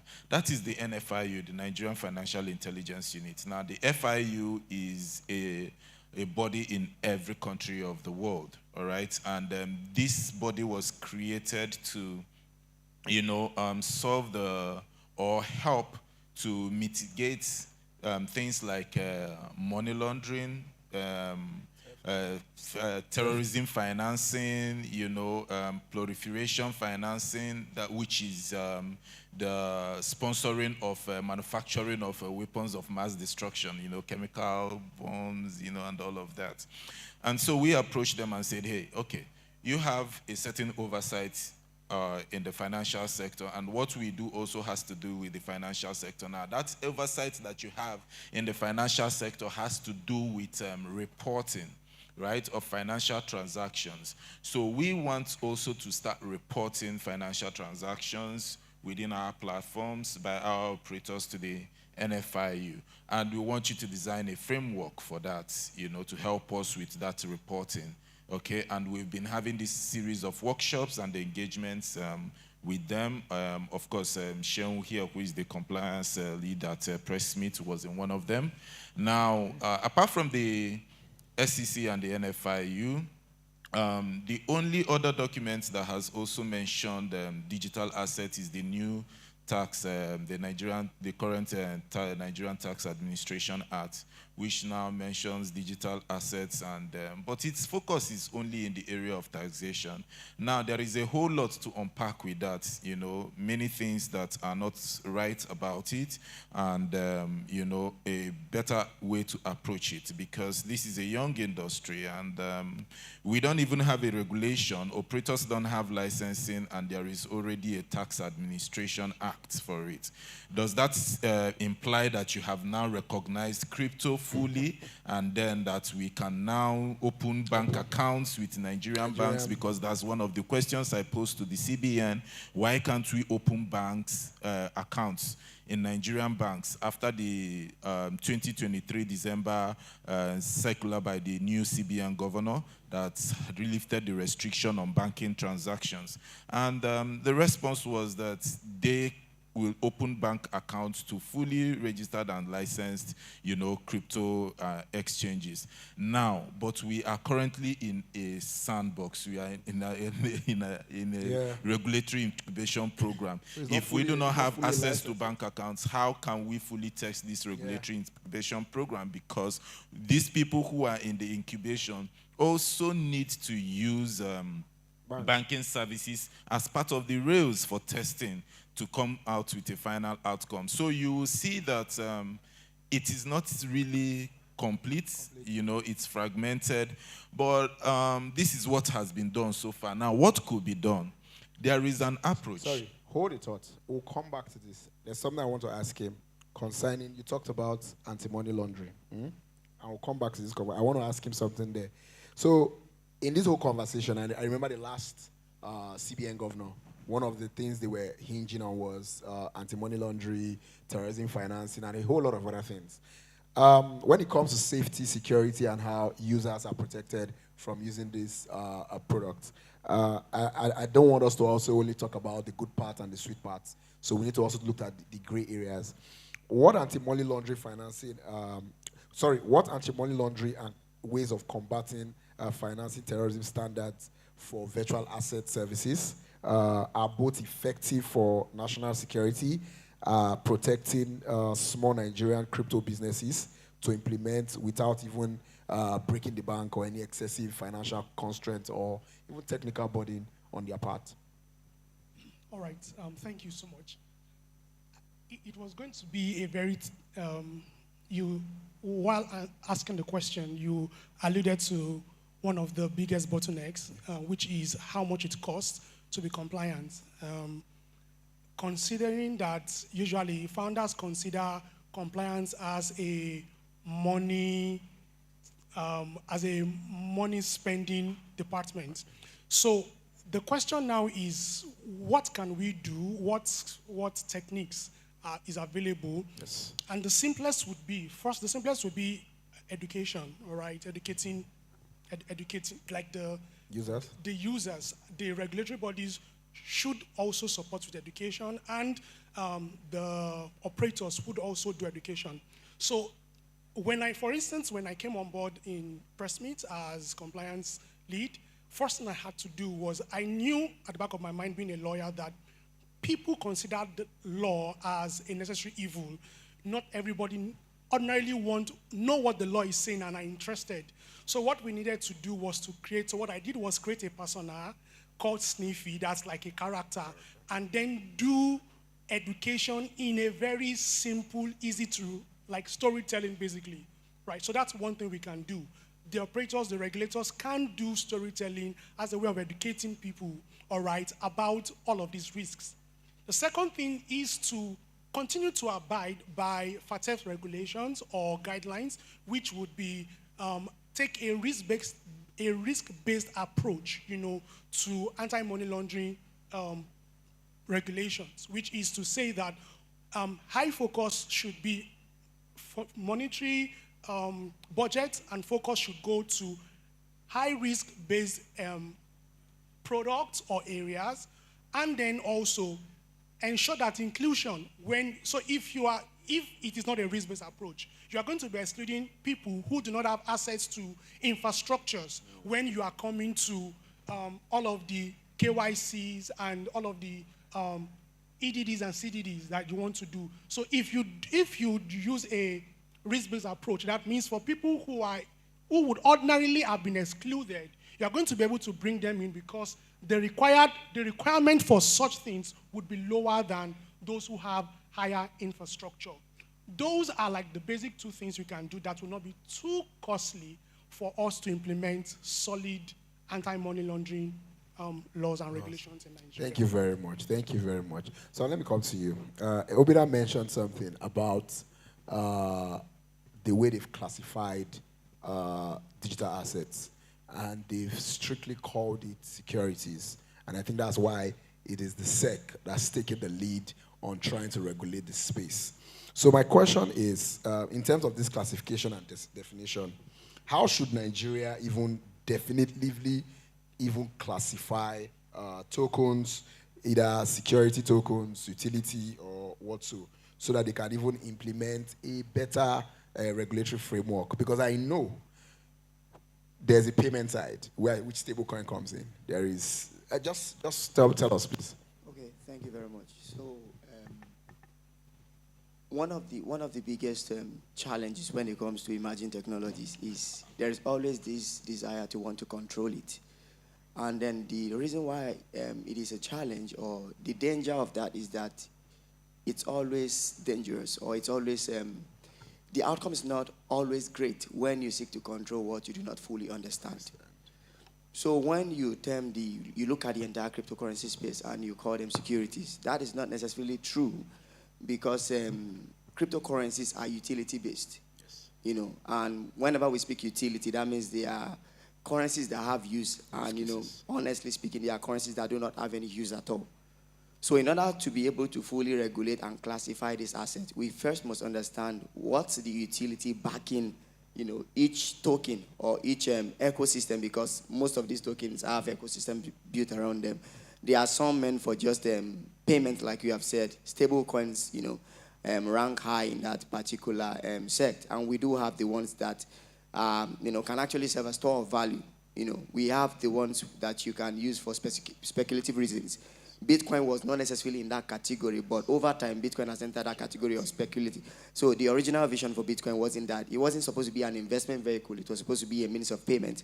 And that's why, I do tell people that even if Bitcoin, were to be a cent today, it will still be serving the original vision of the founder, because the idea is so that you can be here in Nigeria and there's someone, across the Atlantic Ocean, and you want to pay them an amount, you can use whatever the value of the token is, doesn't matter. So we have to first of all distill what's the utility of this token, what's the promise. When you look at the Ethereum network, for example, we see that Ethereum was, basically heralded what we know as smart contracts today. And the essence of that is so that we can have trustless platforms where I don't have to trust you, don't have to trust me. We just trust the smart contract. And whoever influences the smart contract, influences the outcome of our economic engagement. So we have different asset classes serving different purposes. So it is not exactly accurate to refer to all of them as securities, because we have the ones that we have tokens that can't necessarily be securities, because number one, the volatility, within their markets can't even, they can't play. They can, yeah. we have markets that move, quicker than the others, and we have markets that are quite stable. So it is understanding the fundamentals of how these markets operate and the utility of these tokens that can help us classify them accurately. And my own bit of advice would be that before we seek to control, let us first of all understand the complexity of that which we seek to regulate here. Thank you. Thank you very much. Obin, I'll come back to you. Sorry, I took the conversation from you concerning taxation. And this is regarding taxation clarity, because I know many of us here, we've heard about tax, and a couple of us who are crypto holders and crypto users who would like to really know what's really happening there. The Finance Act acknowledges digital assets for capital gain tax. What specific practical guideline for both individuals and businesses to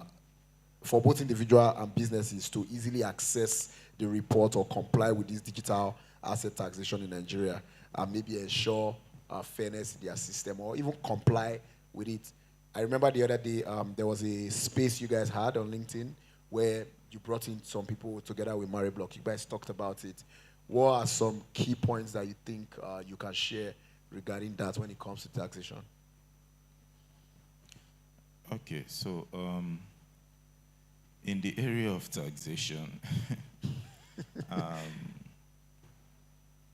it is actually mixed for me, because while taxation is a civic responsibility, it is also, I'm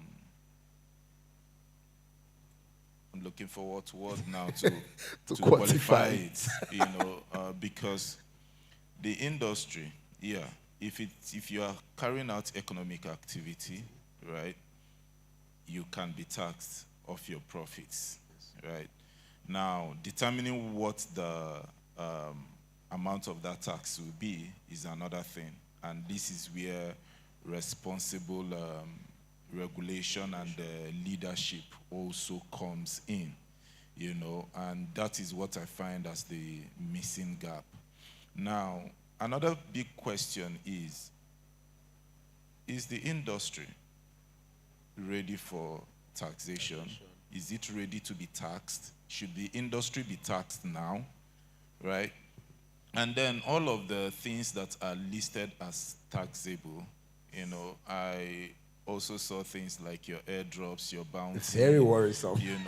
What does taxation has to do with go airdrop involved in that? Yes. Right? I mean, taxation should really focus on capital gains, economic activities, right? Yes. Personal income, which is not so necessary because you find so many countries right now are removing the personal income tax. Yes. Right? So why are we still hinged on it? But that being said, it has also passed through the Senate and has gotten the approval of the president. So that makes it a law, which means that if you are in default of that law, ignorance of it is not going to be an excuse. So, and that always brings me back to the very point I always like to make. Why do you like shaving our heads in our absence? Why do you keep making laws for us that you expect us to comply with without our involvement? Especially when you are not the practitioner, you are not an operator, and you do not know what our pain point is, you do not know what our challenges are, you just look at, and I also fault Chainalysis for the bogus figures they keep, they keep releasing for Nigeria every year. Because these people who see these figures don't even know how these figures are calculated. For example, if I move $100 10 times, Chainalysis will see it as $1,000, but it's the same $100 that has been moving, right? So when they see these volumes, Nigeria did X, Y, Z, and all of that, it gets a lot of attention. And that is why the collaboration and engagement between the practitioners and the regulators are very important, so that it helps to give clarity and better understanding to these things. And it would help each party in performing their own obligations. And so these are some of the issues. But what we have done with the current taxation, like I said, is that because it is now a law, you are meant to comply by it whenever it's implemented. So we want to know that our people are ready, they are well informed and educated about it, and ready to comply with it and act on it. But on the other side also is the lack of that engagement between the regulator and the operators, which is very needed. So that is another angle that we are working with beyond every other thing, you know, because, I mean, does the US have a tax now? Does the UK have a tax now? You know, the top countries that are ahead of Nigeria in crypto adoption and activity, do they have a taxation regime for cryptocurrency? All right, so those are things. So that's why I said it's a lot to unpack. But then hopefully if we get that, audience from the regulator, we can find a pathway that makes it easy for this country and ecosystem to innovate and thrive. Thank you very much. I have one question, and this has to do with the intersection Recording of stopped. AI and decentralized systems.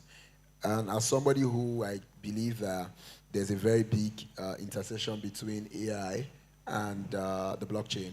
The president of FinTech Association, he mentioned it where he said AI is beginning to make payments for people using digital, programmed digital assets already. And that also has to pose a risk some sort. When it comes to cybersecurity for decentralization, I don't know, what unique challenges do you think decentralized system networks and AI systems being put together or separately, what do you think they pose for Nigerians or Nigerian infrastructure that may not be up to that point where it can withstand some of this cyber attacks or whatever? And what strategy do you think can be put in place to mitigate all of this, either maybe by builders or operators, or even the government themselves, in order to protect users and even the companies on the other part? Anybody can take it, trust me.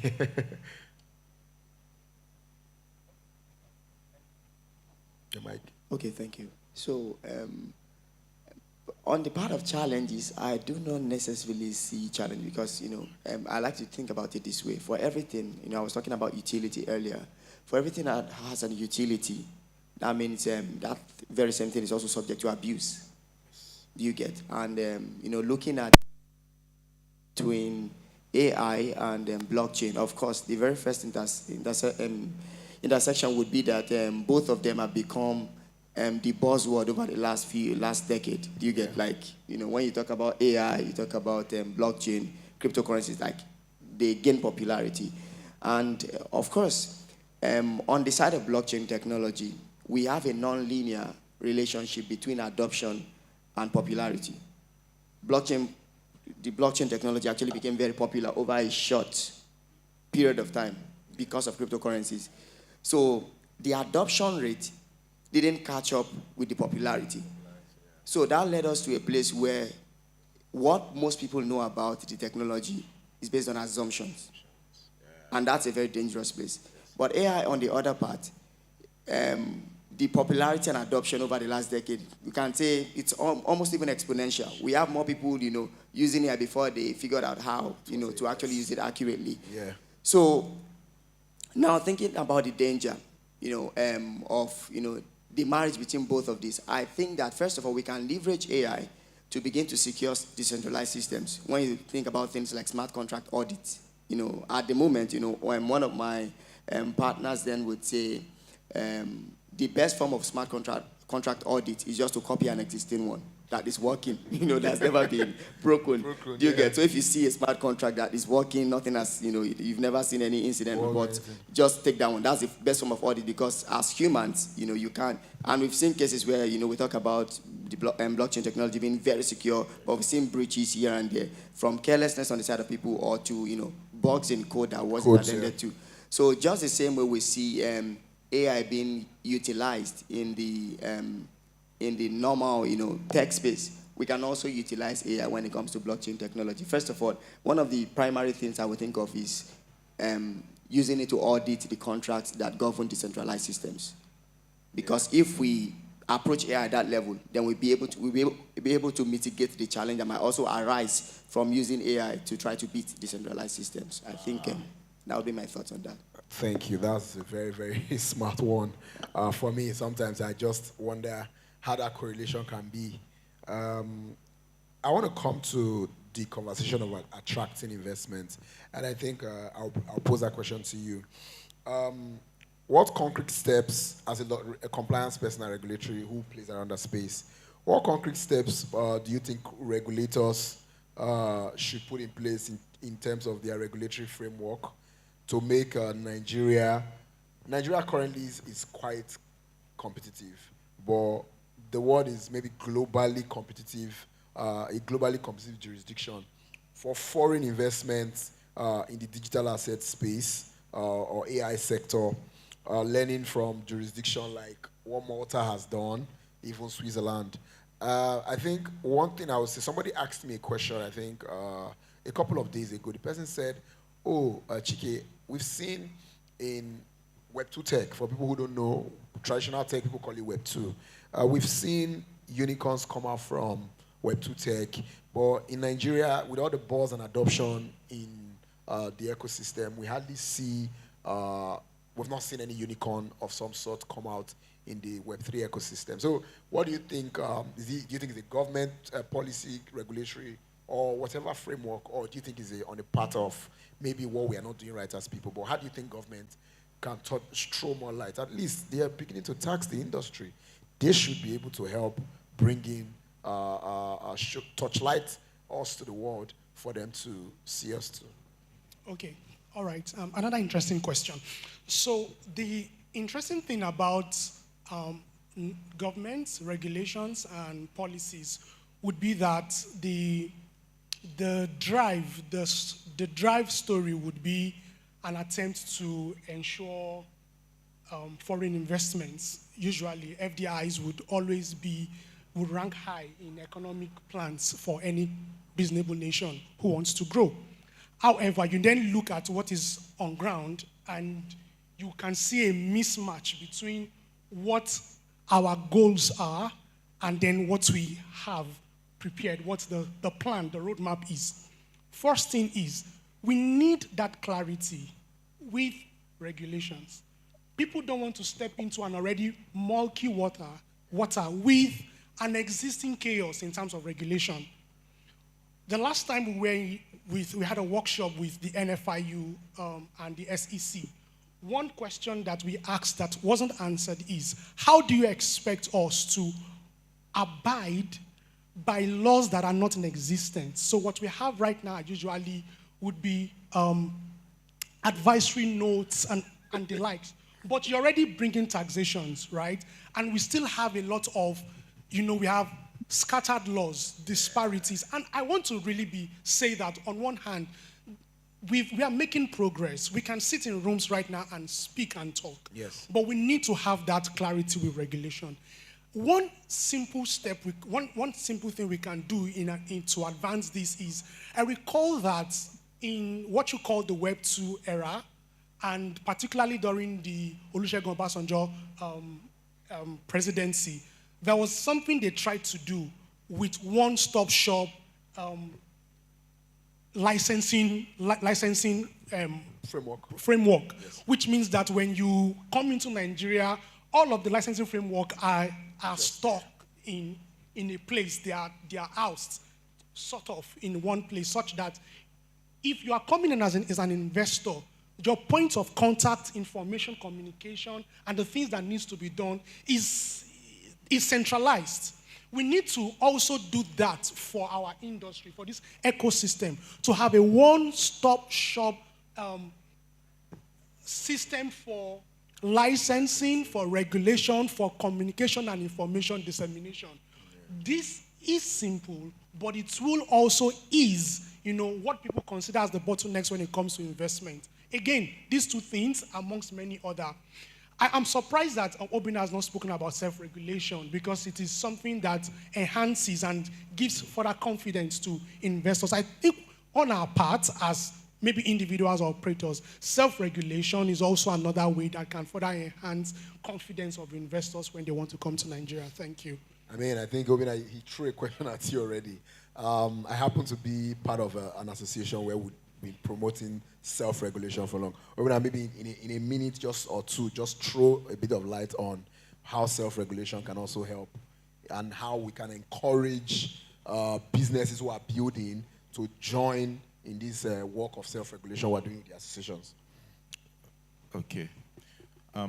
Thank you very much. So self-regulation is what I am representing here. I am the president of CBAN, that's Stakeholders in Blockchain Technology Association of Nigeria. This is the body for blockchain and digital assets in the country.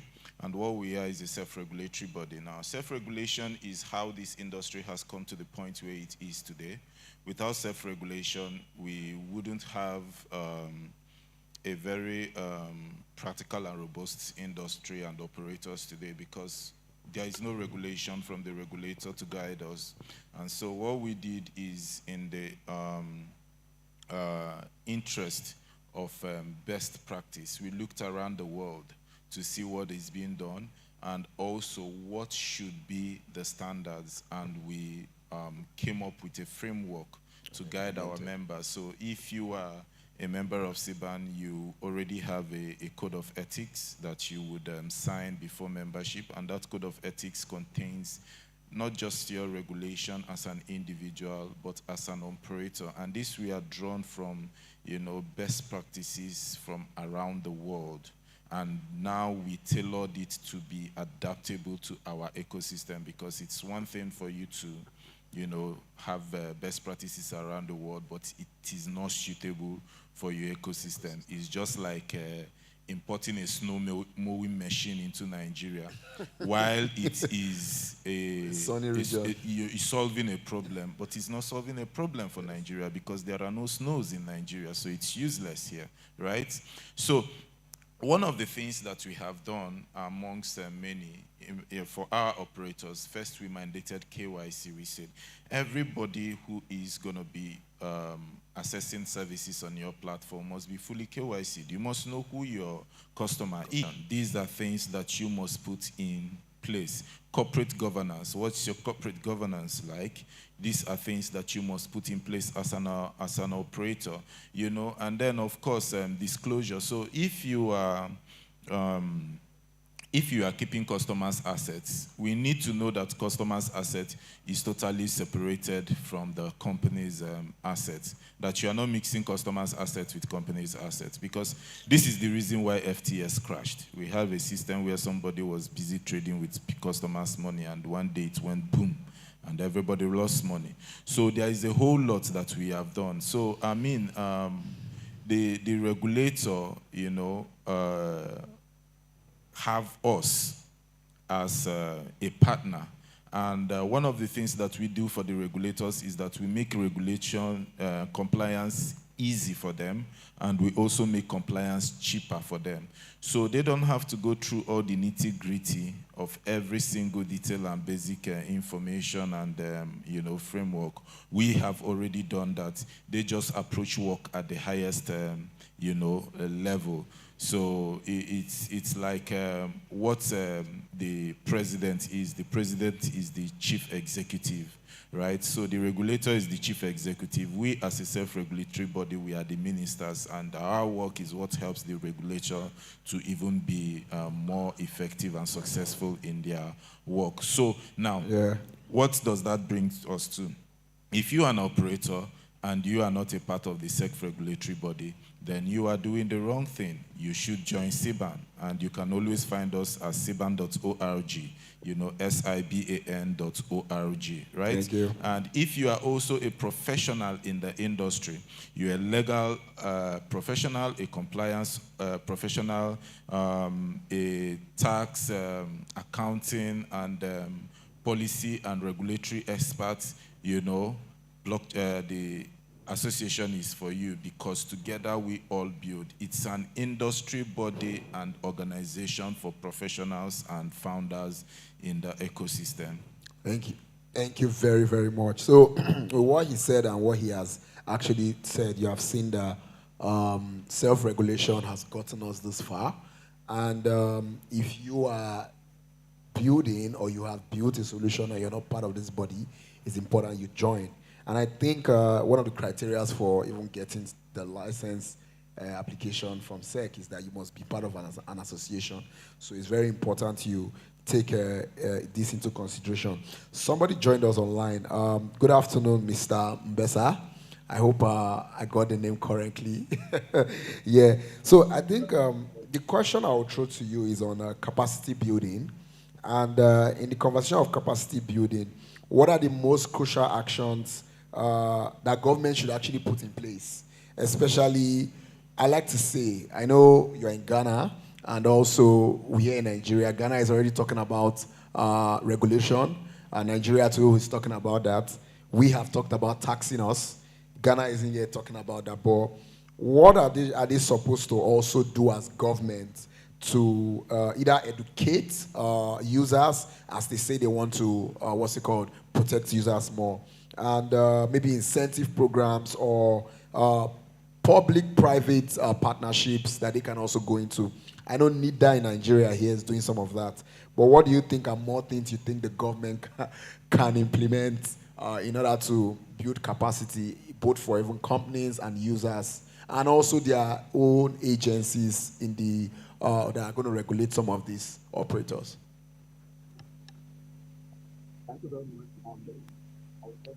We can't hear him. Are you on mute?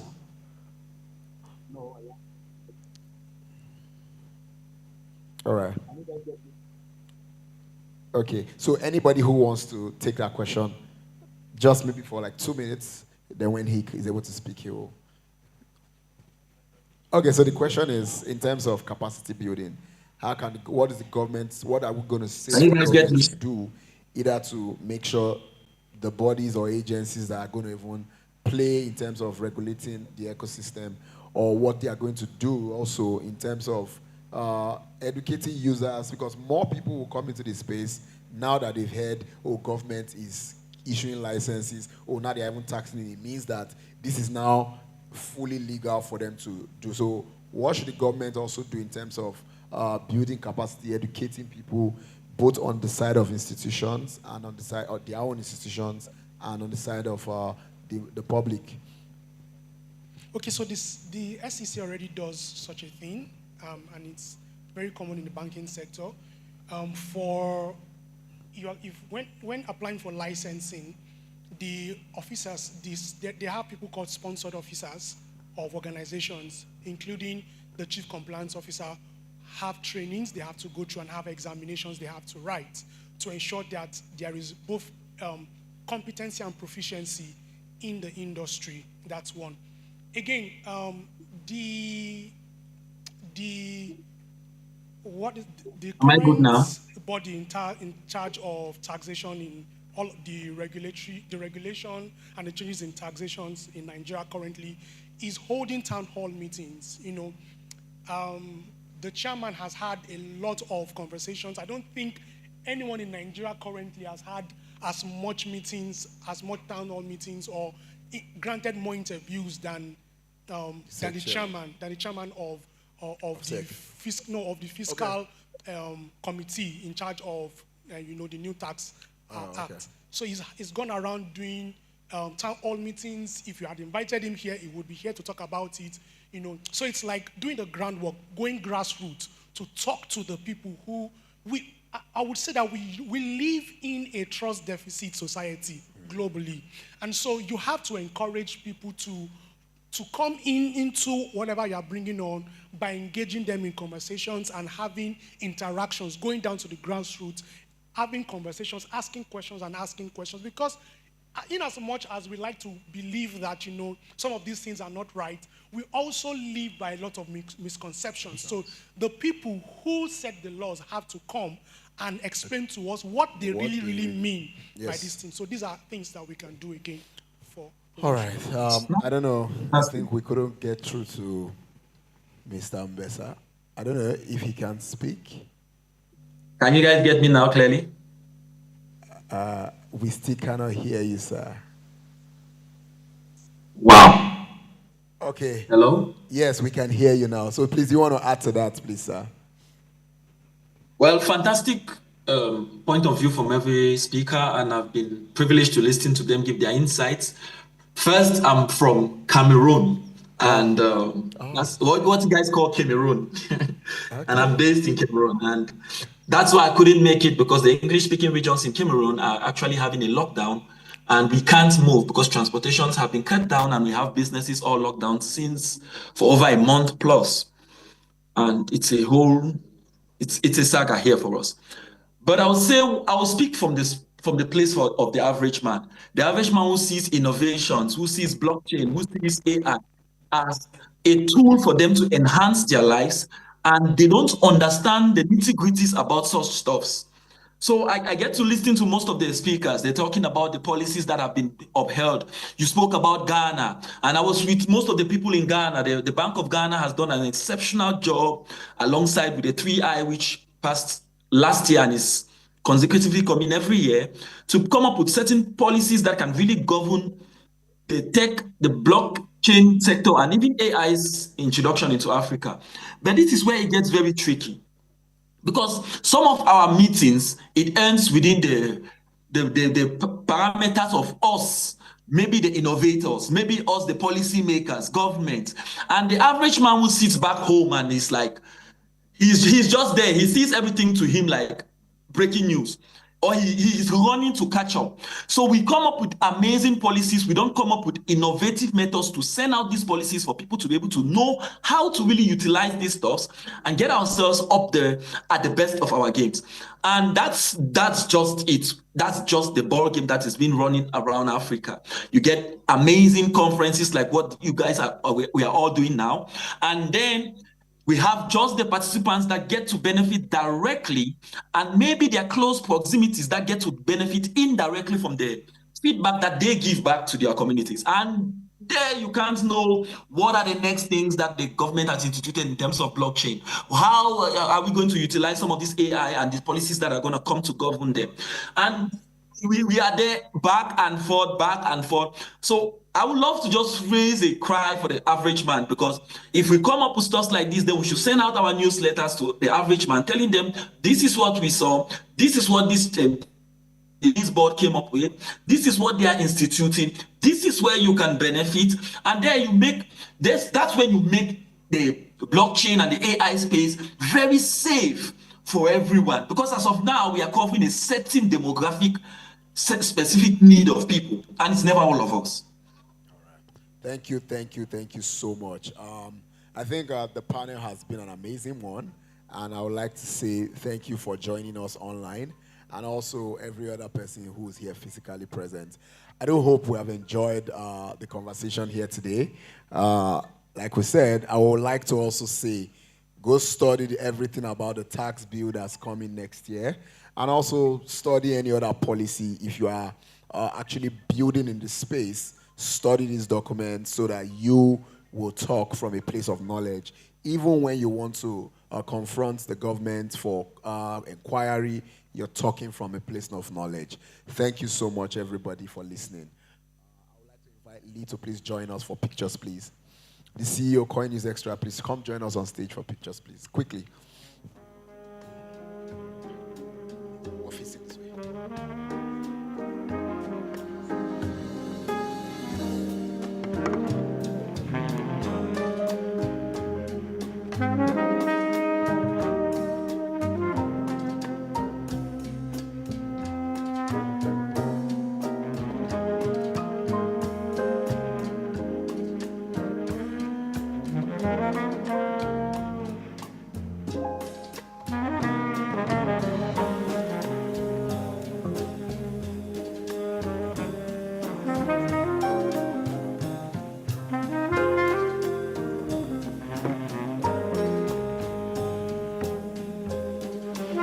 A round of applause for them as they go back to their seats, please. To be very honest with you, I know when you hear the conversation of tax, it's not something that you want to smile about because it has to do with you giving money out. But I mean, as good citizens, we know that this is how the government can also function for us. But I also like to put it out there that when tax is being given out, it should be used judiciously to the benefit of the people. As somebody who has a background in economics, I am very, very well knowledgeable about how far taxation go in the economy. And in instances where maybe the people have not benefited a lot from whatever tax that they pay, whether directly or indirectly, it can be a pain when they have to part away with their money, even when you bring in new policies. So without wasting much time, we would like to move to the next keynote. I do hope we are really, really gaining a lot from this conversation. It is, most of the conversations here have been carefully crafted to suit what's really happening in the industry. We've done a lot of hanky-panky, permit my word, in the industry a lot. We've done a lot of enjoying, talking about tokens that are pumping, meme tokens, trading. But right now, going into 2026, it's really a year where I know that a lot is going to happen in the space in Africa. A lot of people are looking down to us here because the technology is really, really something that's been implemented in a lot of ways. So please, guys, pay attention, sit back, enjoy, network with people seated close to you, ask questions if you need to. When speakers are done, you can meet them and you can get more information of whatever you want to find out. So the next keynote is about building Africa's digital economic future through AKL Lumi and strategic fintech integration. The person who's going to be talking to us, he is Ambassador, permit me, I don't want to spoil this name. Ambassador Huge Aye, the Trade Commissioner for Ghana. I'm so sorry, sir. Please permit me. I'm very, very sorry. You can please help me correct me with the name, sir. Thank you very much.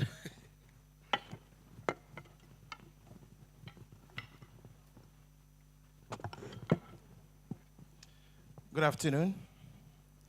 So, Mr. MC, the name is His Excellency Ambassador Professor Hugh Aye, the Vanuatu Trade Commissioner to the Republic of Ghana. I'm excited to be in Nigeria once again. Yesterday, when the organizer picked me from the airport, I did share an experience with him, and I told him that my first time I came to Nigeria was 24 years ago. It was 2nd December 2001. On a lighter note, I would like to share that brief experience, but I think today the narratives are not the same. So December 2001, I was asked to come and perform an assignment here in Lagos. It was a Sunday that I arrived. And to be able to brace myself with the situation on the ground, the first thing I did was to look for a church, which is, of course, a social place, so I can be able to, mingle with my fellow Nigerians. So they took me to a church, I fellowship with them, and after the church services, I had to come to Victoria Island. I'm sure this is Victoria Island. I was then going to pick visas for some group of agricultural students to Israel. And then I was told the embassy is at Victoria Island. So on the Monday morning,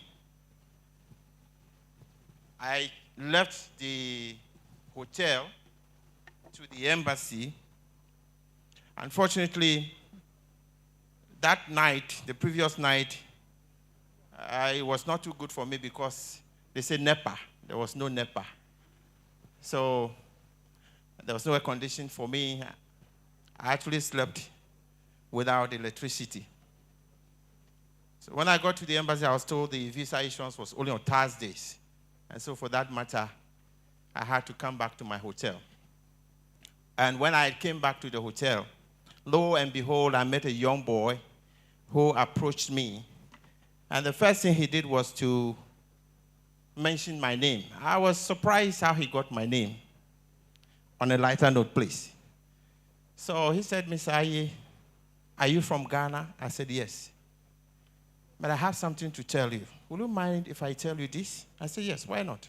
But I don't know you from anywhere. He said, Oga, in fact, some people were trailing you from the airport. So you have to be very careful. If you are from Ghana, I urge you to go back now. I was shocked. And before I could realize the guy had vanished from the area, I was taken aback. So I went back to the hotel. Instead of waiting till Thursday, I told the reception I'm checking out. He said, you are booked for 4 days. I said I had some bad omen, so I'm unable to wait till Thursday. So I asked them to pick a taxi for me. So when they picked the taxi, because I was scared, I went to the back of the taxi. Somewhere on the highway in Lagos, this is 24 years ago, on the highway in Lagos, as if it was a movie, I saw exchange of gunfire with some police officers and some guys, I'm sure armed robbers. And so I was visibly shaking, so I quickly laid at the back of the taxi. Somewhere along the road, the driver looked into the rear mirror. He didn't find me because I had lied down this way. So he looked behind and saw me lying. And the thing he asked was, oh, Oga, why are you sleeping at the back? I said, I suspect that gunfire was between the police and armed robbers. And do you know what he said? Oh, brother. Don't worry, get up. This is normal in Nigeria. I said, normal in Nigeria? I was just praying. When we got to Murtala International Airport, I said, Nigeria, bye-bye. Until 2022, when I started coming back to Nigeria, and I see calm, I see peace. But on that lighter note, I'm sure Nigeria is now fertile ground for investment, and the narratives are no longer the same as it used to be 24 years ago.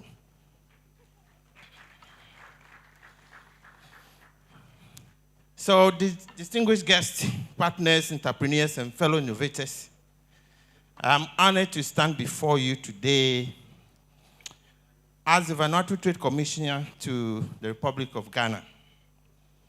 Our aim is to bridge between the Republic of Vanuatu, one of the most happiest nations on planet Earth, and the African continent.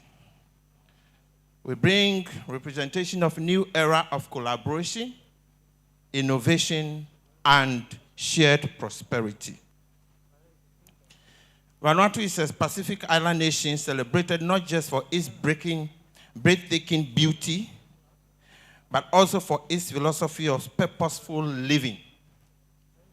We work to live, not live to work.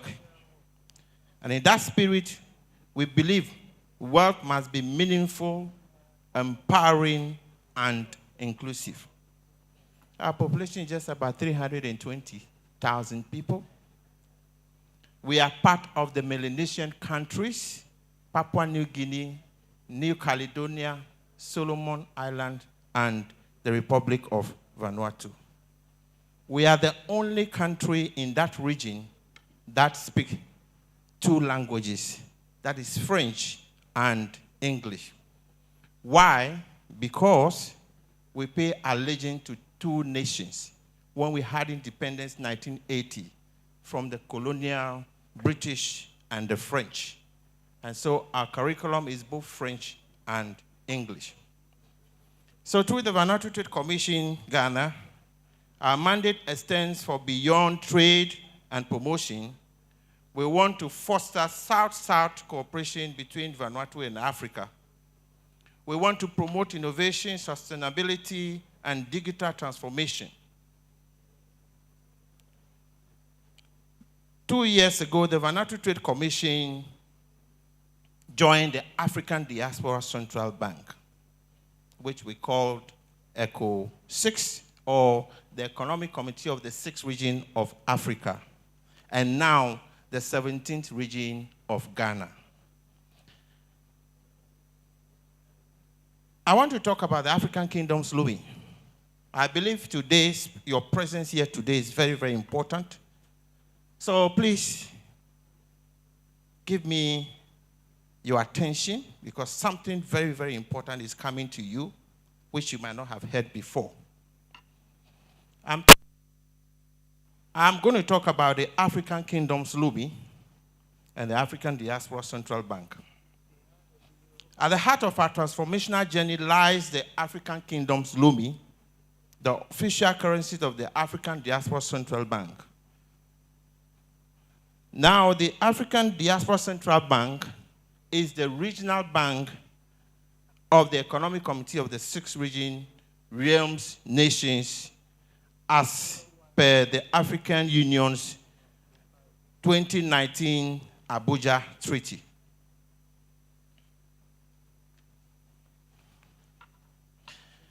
Each LUMI is backed by renewable solar energy and our African natural resources. It's designed to promote sustainable growth across the diaspora and the continent. Under the leadership of ECOSIS and ADCB, the LUMI has become a financial vehicle for inclusion, ensuring Africans globally can trade, invest, and transact across borders without dependency on foreign intermediaries. The primary market value of one LUMI is 15.96, with a secondary market which is pegged to 4 grains of gold, which is trading today at around $32. Now, the African Diaspora Central Bank licensed a Ghanaian fintech called HoneyPay to be able to distribute the African Kingdoms LUMI. HoneyPay at the moment is incorporated in about 18 African countries, and Nigeria is not an exception. The CEO for HoneyPay Global Financial Services is here, Mr. Nege, with me. So all of you who are interested in HoneyPay and how to access the African Kingdoms LUMI, I urge you to reach out to the HoneyPay Global Services Nigeria, because we have a lot that we are going to offer you. Loans without collateral for the next 3 years as part of our fintech innovation. At the moment, HoneyPay had been able to assemble African fintech engineers who are designing our own solutions. We have people or engineers from Nigeria, from Kenya, from Ghana, working on this platform. One of the reasons, or the best reasons how you can get solutions for your problems is when it is homegrown. And so that is why we have decided to give opportunity to our brothers and engineers from Africa. At the moment, we conduct P2P, B2B, C2C, and G2G on HoneyPay platforms. We're currently serving 170 currencies across the globe. And so, as part of this initiative, the Vanuatu Trade Commission also funded this event. And of course, we'll be funding a lot of events in the next coming months across Africa, exclusively in our AKL LUMI. This is not a future vision. It is already happening. HoneyPay is live, operational, and expanding across Africa and beyond with partnership and franchises across the globe. I'd like to talk about HoneyPay Marketplace and our open API integration. So HoneyPay is more than a wallet. It is an open financial ecosystem. So our marketplace enables merchant and fintech innovators to list their product and services and APIs directly on HoneyPay. So businesses can integrate payment gateways, e-commerce stores, and fintech applications that transact directly in Lumi, offering instant settlement and liquidity. So we have built API connections that allow developers to plug in easily, while merchants can accept Lumi payments online with the same simplicity as Visa and other payment gateways.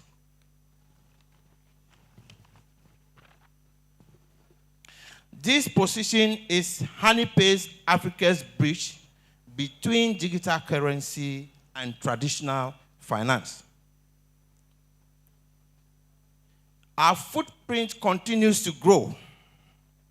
Like I did mention, we're in Ghana, Kenya, Nigeria, Zambia, Gambia, South Africa, Burundi, Zimbabwe, Eswatini, and the list continues to expand.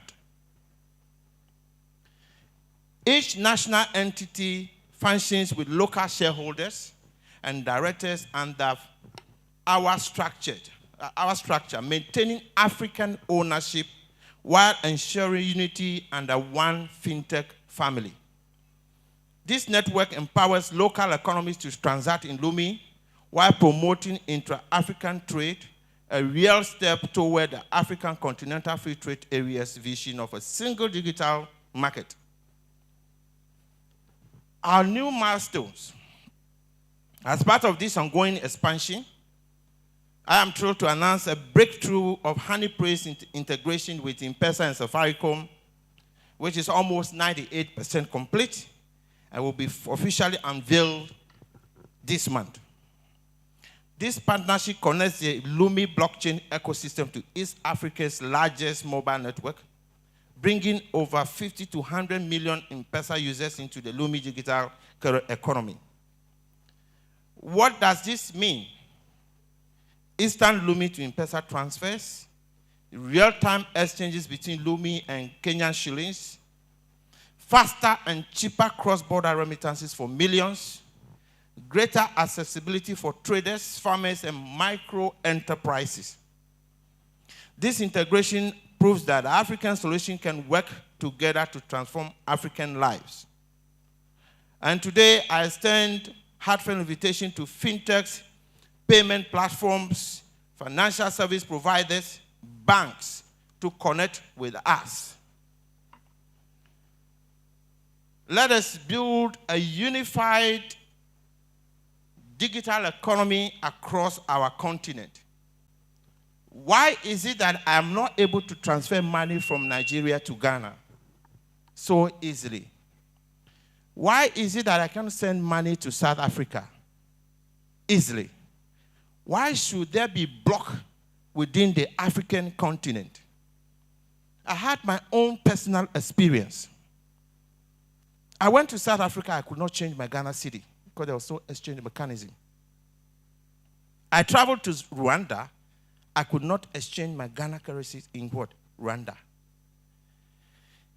I traveled to Central African Republic. I could not change my Ghana city in Central African Republic. I took Togolese CFA, printed by the same organization, to what? Cameroon. I could not change it. Now, I took the same CFA to France. That currency was printed in what? That country. I could not change it. But I brought €1 and I was able to change it in bountiful forms. So we are trying to say that let's redefine the way we transact business in Africa. Lumi very soon is coming on blockchain as per agreement with a consortium of groups from India, Singapore, and the United Arab Emirates. Ladies and gentlemen, I think the future is bright. Lumi is changing the face of the way we do business in Africa. We will also be launching Africa's biggest venture capital fund in December. And it's a clarion call that as you hearken to my voice, take advantage of the opportunity that the African Kingdom's Lumi is bringing to you. Lumi is not crypto. Lumi is a classical currency that you can use, you can have value for from time to time. On this note, I'd like you to answer the call of Vanuatu. You are always welcome to the Republic of Vanuatu. Thank you for giving me the opportunity. God bless you. Thank you so much, sir. A round of applause for him, please. Putting Africa on the map. Like I said earlier, there's a lot of fragments when it comes to payments in Africa, when it comes to sending money from Nigeria to Cameroon to Togo. It's just a lot. And if you do business that is cross borders, you will be able to testify to this. When you travel a lot, you will be able to testify to this. You can take the US dollar to any of this country and it's easily changed or easily spent. But when you take your own currency from here to the neighboring African country, nobody talks to you about it. They don't even want to touch it. So I think Africans must solve their own problems, and we must continue to build solutions that helps us solve our problems. Without further ado, I would like to welcome our next keynote. He's the founder of the African Blockchain Festival, which will be happening in the African Blockchain Festival, which will be happening in Rwanda, Kigali, November. He's no other person about Mr. Olubunmi Fabawon, a very good friend of mine, a great builder in this space, and a great contributor. He'll be talking to us on building the policy, innovation, and capital for Africa's digital future. Thank you so much, sir. Hi, everybody. GM. There are no crypto people here. GM, sir. So when I say GM, you say GM. GM. Oh, that's too cold. Let's be more vibrant. GM. This error at 2 a.m. in the morning. Like, what am I supposed to do about that? And I knew that there was no way I was going to go back to work to continue that. And so I did some research on how can I upskill myself to be more of a tech bro, because that seemed to be where every finance bro was leaning to. And I found blockchain. I mean, I knew about blockchain. I don't know how many people did MA, and I didn't understand it then, but I would now come to understand it during the pandemic. And I decided to take like a diploma in blockchain technology and use cases. And the rest is history. And thankfully, again, to the team, Coinnews Extra, they were going to help me to build my network within the blockchain space. And because of that, I moved into fintech, and I work with Mono, just a very short stint. Mono is an open banking platform, amazing guys and what they're doing. Then Binance reached out to me, and I worked with Binance for about 2 years. So I was with Binance Africa from 2022 to 2024 last year, and I moved, so I was one of the Japa people.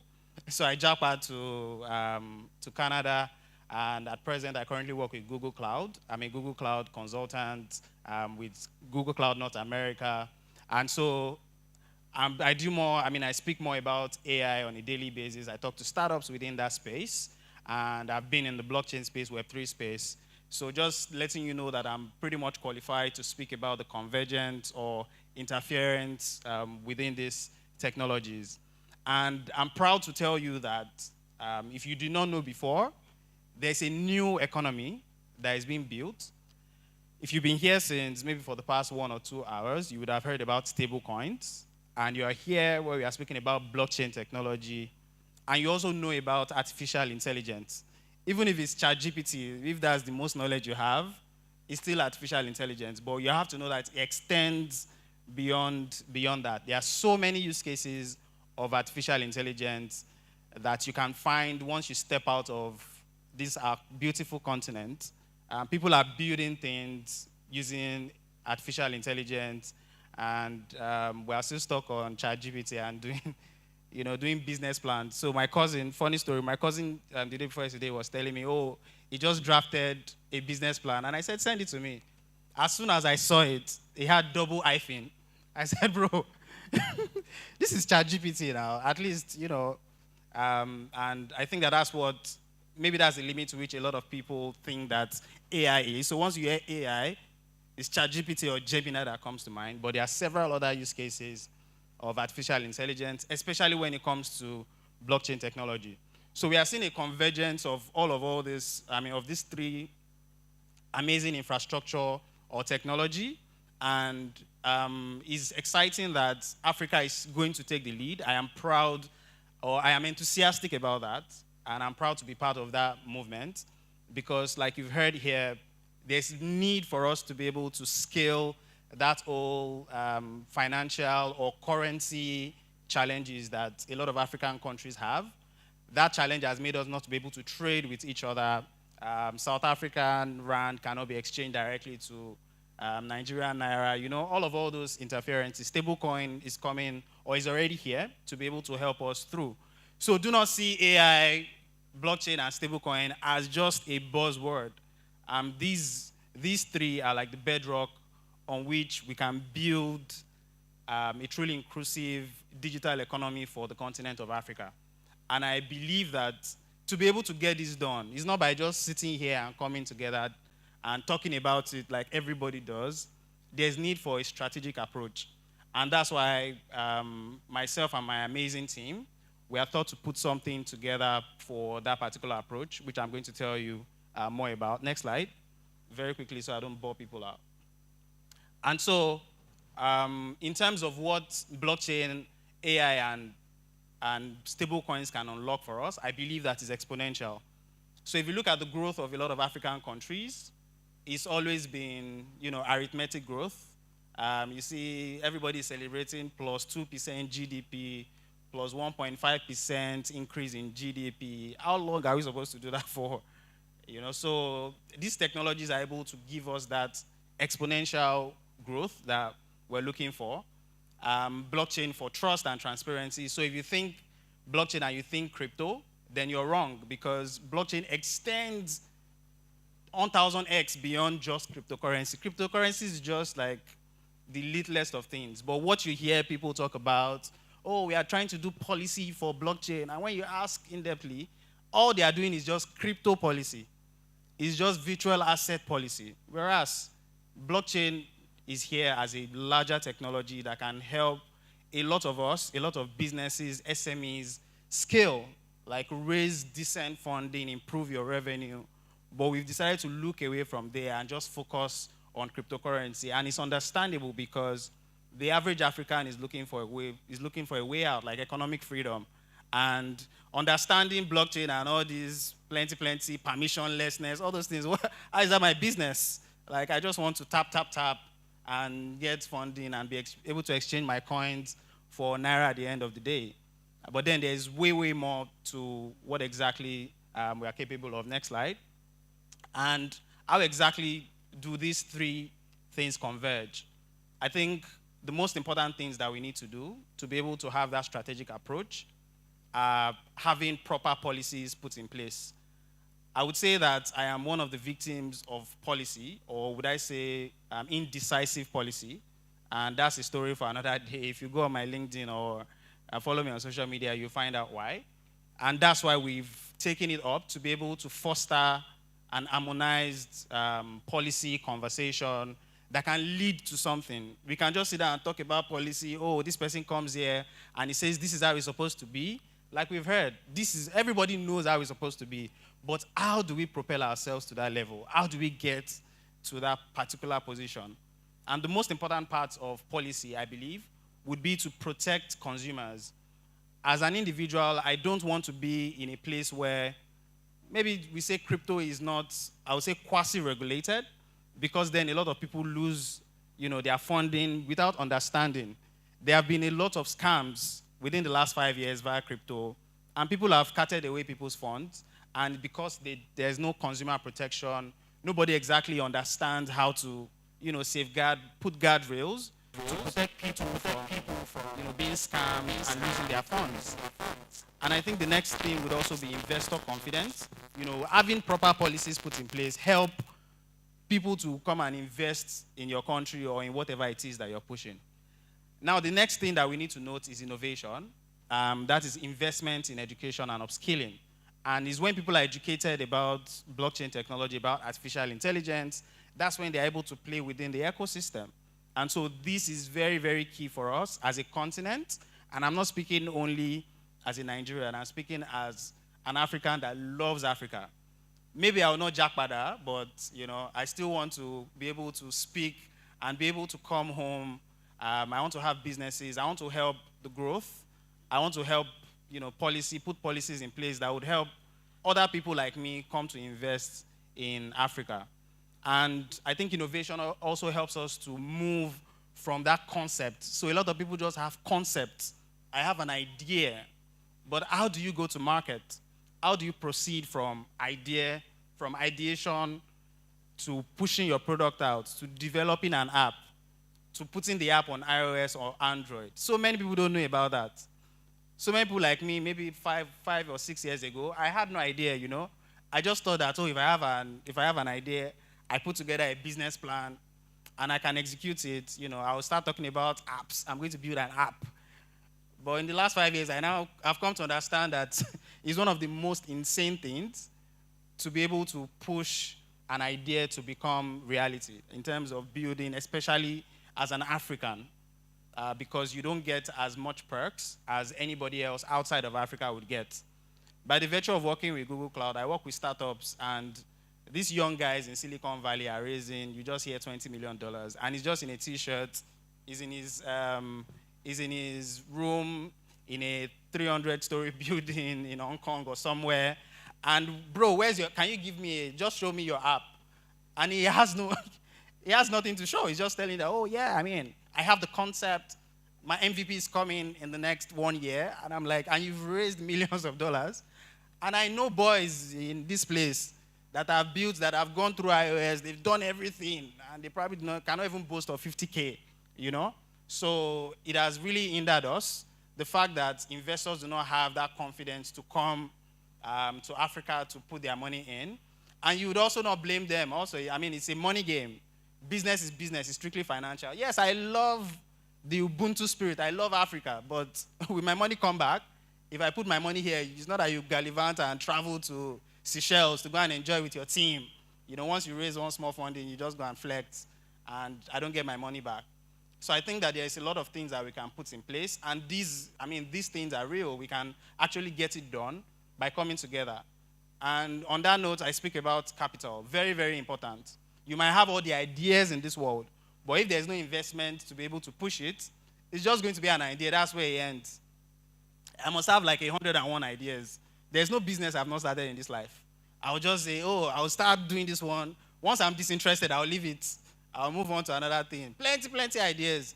If I open my drive sometimes, I'm always wondering, how very intentional. It's not Ishalam. Very intentional. It's not Ishalam vibes.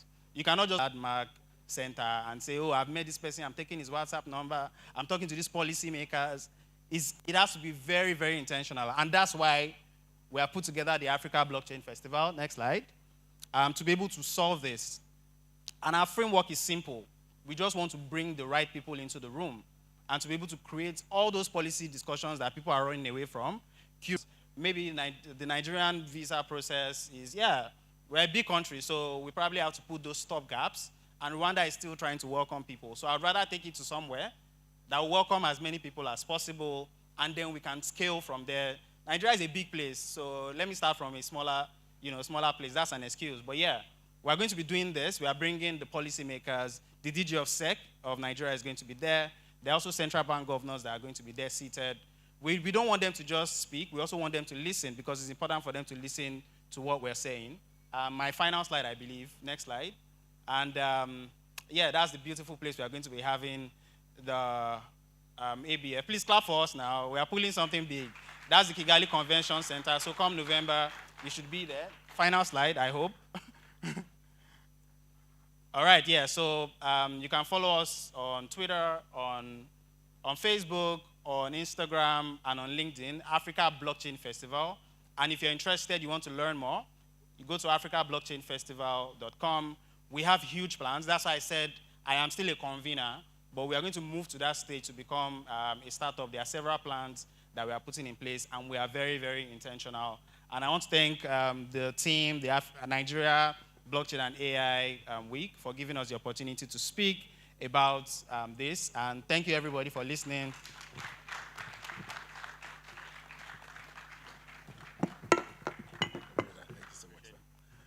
My very good friend and brother. Guys, ABF is an event that I personally am looking forward to, happening November 7th to 9th in Kigali. I believe that is going to be a very groundbreaking event. And like he said, imagine a Nigerian taking that event to Kigali. I believe that Nigeria, you need to prepare for Nigeria. So if they are starting there, no problem, don't worry. When it comes to Nigeria, you know we like to do things very big. So for you to make that, you have to prepare for it. So if you are available, please book your ticket, go there. There will be a lot of people there, a lot of builders, a lot of partners moving from Nigeria there for this event. Thank you so much, Fabanwo, for that presentation. A round of applause to him. They also have a side event happening after now. You can still join them outside once we're done here. Are we having fun? Are we enjoying the event? Yeah, I'm enjoying myself. Oh. Not because I'm talking, not because I'm coming around. First of all, I'm seeing beautiful faces, amazing faces. It's not easy for fine faces like this to look at you on the stage, you know. Don't mind me, guys. I like to enjoy myself, and I hope we are all enjoying ourselves. And don't worry, before we leave, we have things to take care of you, you know. It's not easy to sit down here, give us your attention, without even giving you a bit of light refreshment. So don't worry, we got you covered, huh? Thank you very much, guys. So, guys, I was just informed that we have royalty in our midst. Recording in progress. I did not know, but I'm happy that I'll be bringing up somebody who is royalty here in the person of Her Royal Highness, Princess Dr. Moradun Ogunlana. She's a visionary leader, entrepreneur, a humanitarian, dedicated to empowering women and girls nationwide, worldwide, and a lot of other amazing things. Let's just give her 10 minutes of our time to talk to us. Continue to clap for her as she elegantly walks up the stage. Thank you very much, Ma, for gracing us with your presence. Thank you so much. Wow, wow. Thank you so much. And it's so wonderful to be back home in Lagos, Nigeria. Woo! How is everyone doing today? I want to say just a big congratulations to the Coin News Extra TV for putting on such an amazing event. As the founder and CEO of the African Women's Health Project International, an organization based out of the US, but working all over the 54 sub-Saharan African countries.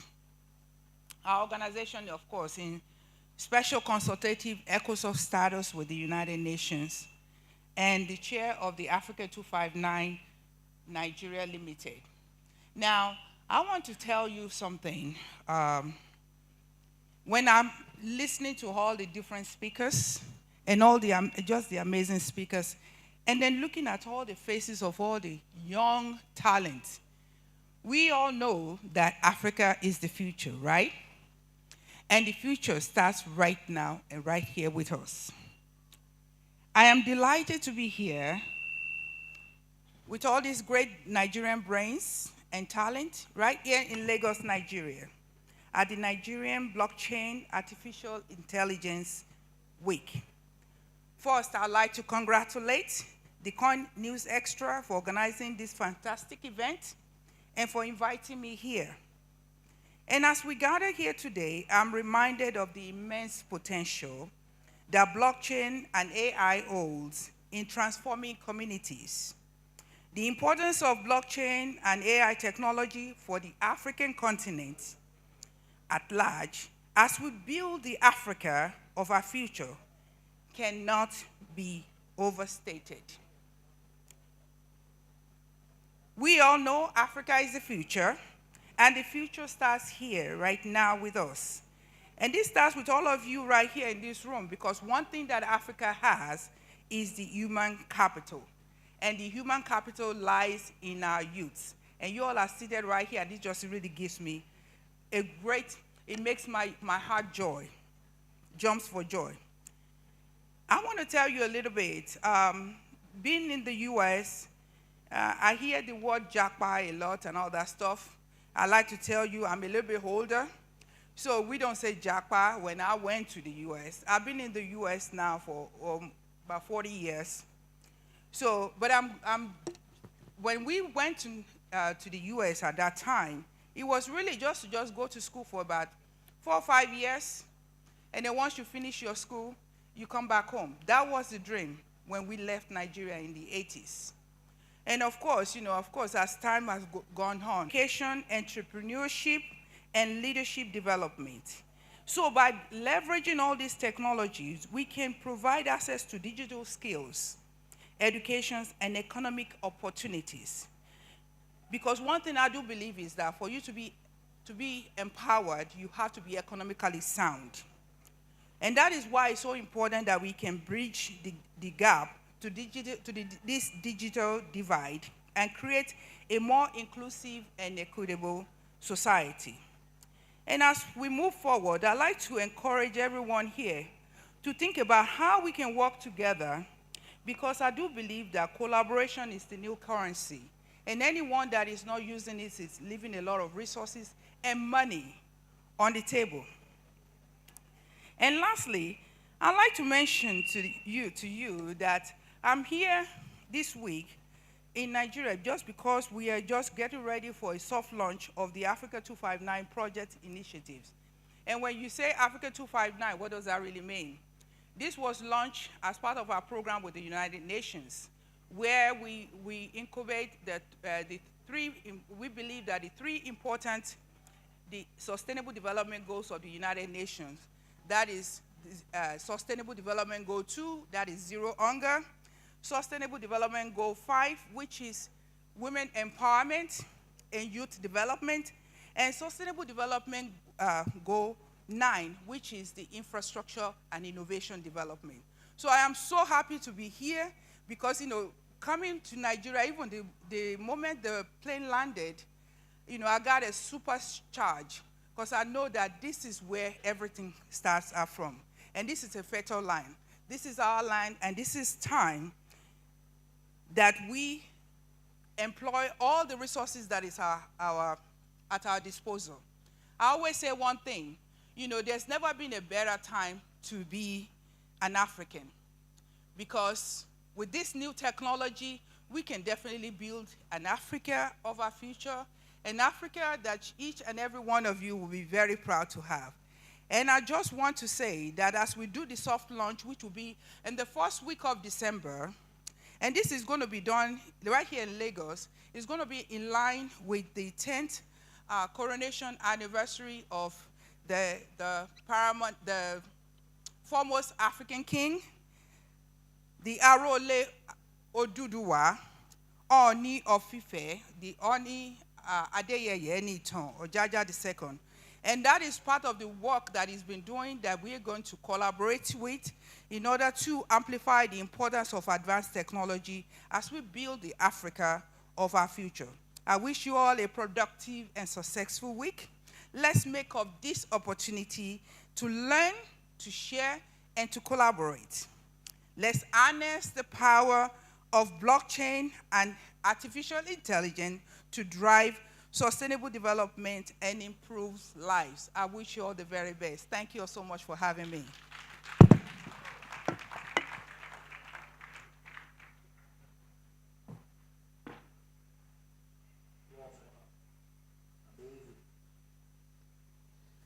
Thank you. Guys, do something for her now. I don't like this. Did you hear that delectable intellectual speech? can't hear that and just keep quiet and not do anything. You would have given her a standing ovation. I mean, she's royalty. Thank you very much, Ma. Thank you for that speech. It's very amazing. I love to see when we also push initiatives for ladies. And one of the very first panel, I think that was Chisom Some, and she said something about bringing more women to be very, very courageous in building in the ecosystem. And I like to say that I have one very good friend, her name is Oluchi. She was one very first lady that I knew who took blockchain development very seriously, and she put together Web3 ladies. So whenever I see people who are taking bold steps to bring in women into the space, I'm really very, very appreciative of it. Thank you very much, Ma, and continue to do the good work that you do. A round of applause for her again.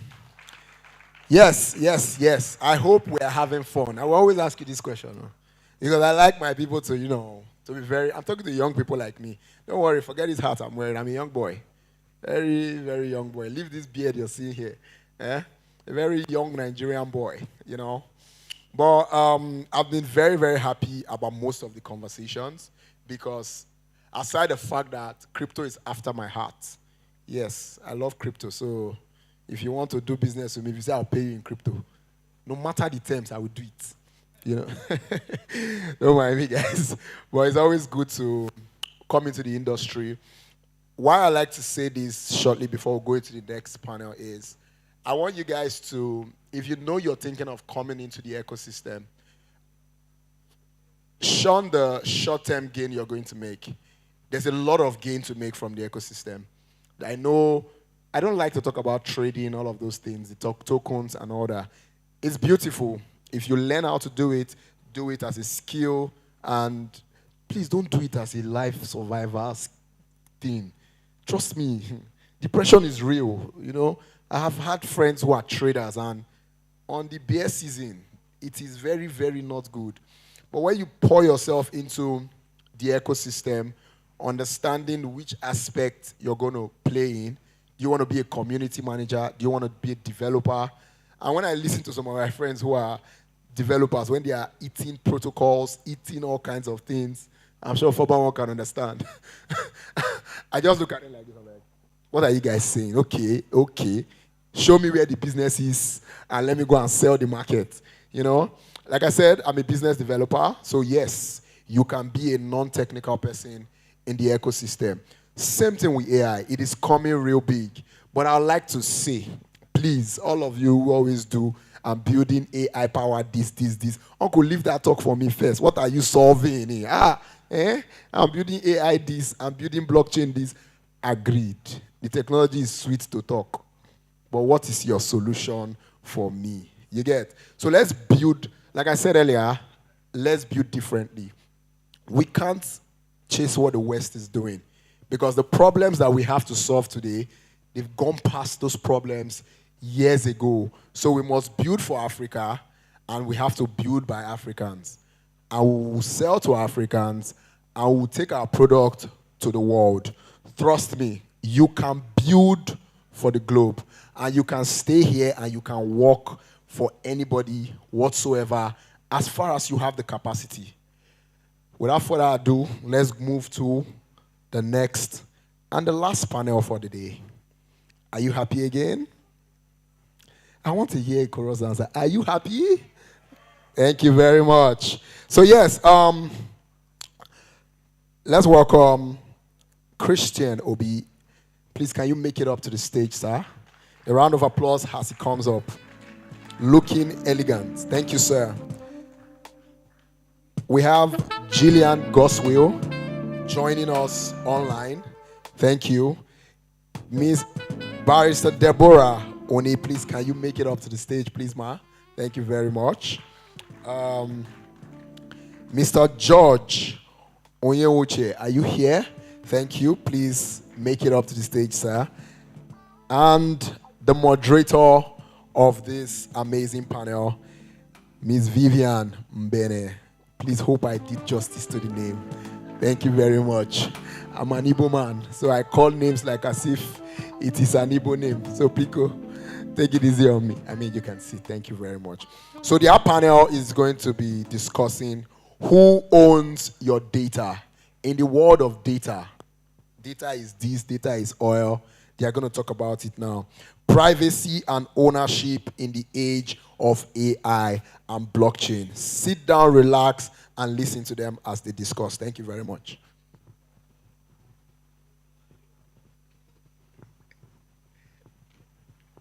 And I stretched my hand out for your mic before. You said no. All right. Good afternoon, everybody. It's a pleasure to be here and have all of you here with me. My name is Vivian Mbene. I'm the Chief Operating Officer at Brit. So we're a company that prides herself in making crypto spendable across Africa. And I have amazing panelists here. It's an impressive cross-section, and I believe this conversation is going to be impactful. All right, let's dive right into it. I have a tendency to talk a lot, so all right, let's go. Our topic today is who owns your data. It's an important conversation that we have within Africa as we build our digital economy, right? So data is often called the new oil, but in the age of AI and blockchain, who truly owns that oil? So the question will go to you, sir, if you don't mind. All right, thank you. Good afternoon, everybody. Good afternoon. My name is George Monyewuchi. I'm Chief Payment Officer for Soft Alliance. On the topic at hand, right, who owns the data? I think the data conversation is one that brings an interesting question around, when you say possession and ownership, right?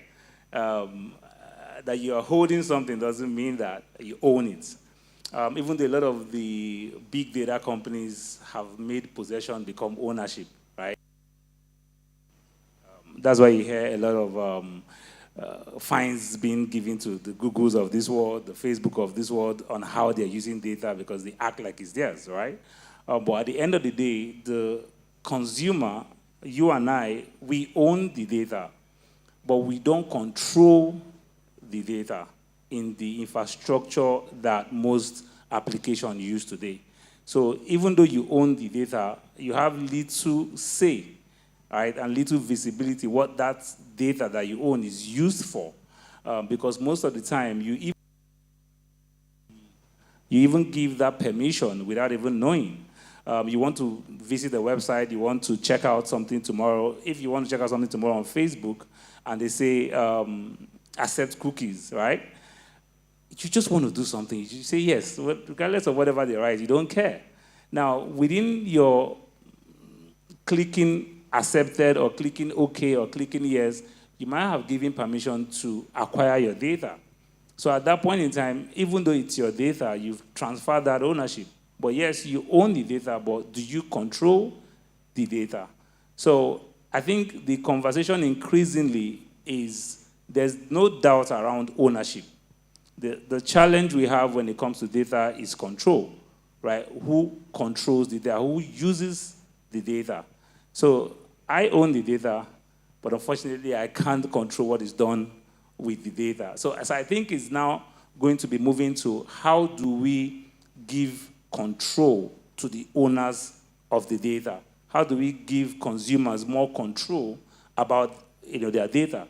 How do you get to determine what a company that has your data for the virtue of using their service do with that data, right? Who accesses that data on whether a need-to-know basis or a need-to-use basis or not? So I think ownership, there's no doubt for ownership, is now more of who controls the data, right? Not who owns it. Okay, thank you so much, George. You just reminded me, all of us here will probably do Apple updates, iOS updates, and we agree straight with the terms. Nobody reads it because it's too long. It's like 200 pages, right? So I understand that clearly. It brings me to the policy conversation. So from a policy standpoint, Barrister Deborah, how should African nations approach data sovereignty and protection while protecting innovation?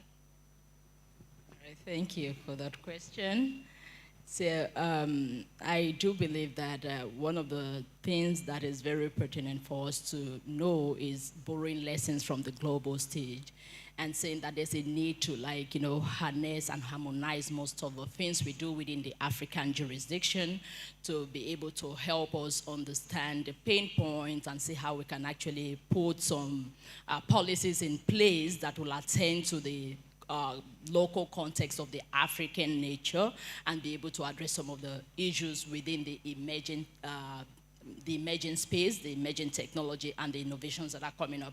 So now, having known some of the problems around the issues around regulations and the idea of the fact that people feel that the regulations are vast to innovations, which is not so, then having to adhere and comply with jurisdictional provisions. Take an example for Nigeria in terms of data. We have the Nigeria Data Protection Act. You go to Ghana, they have their own. You go to Kenya, they have their own.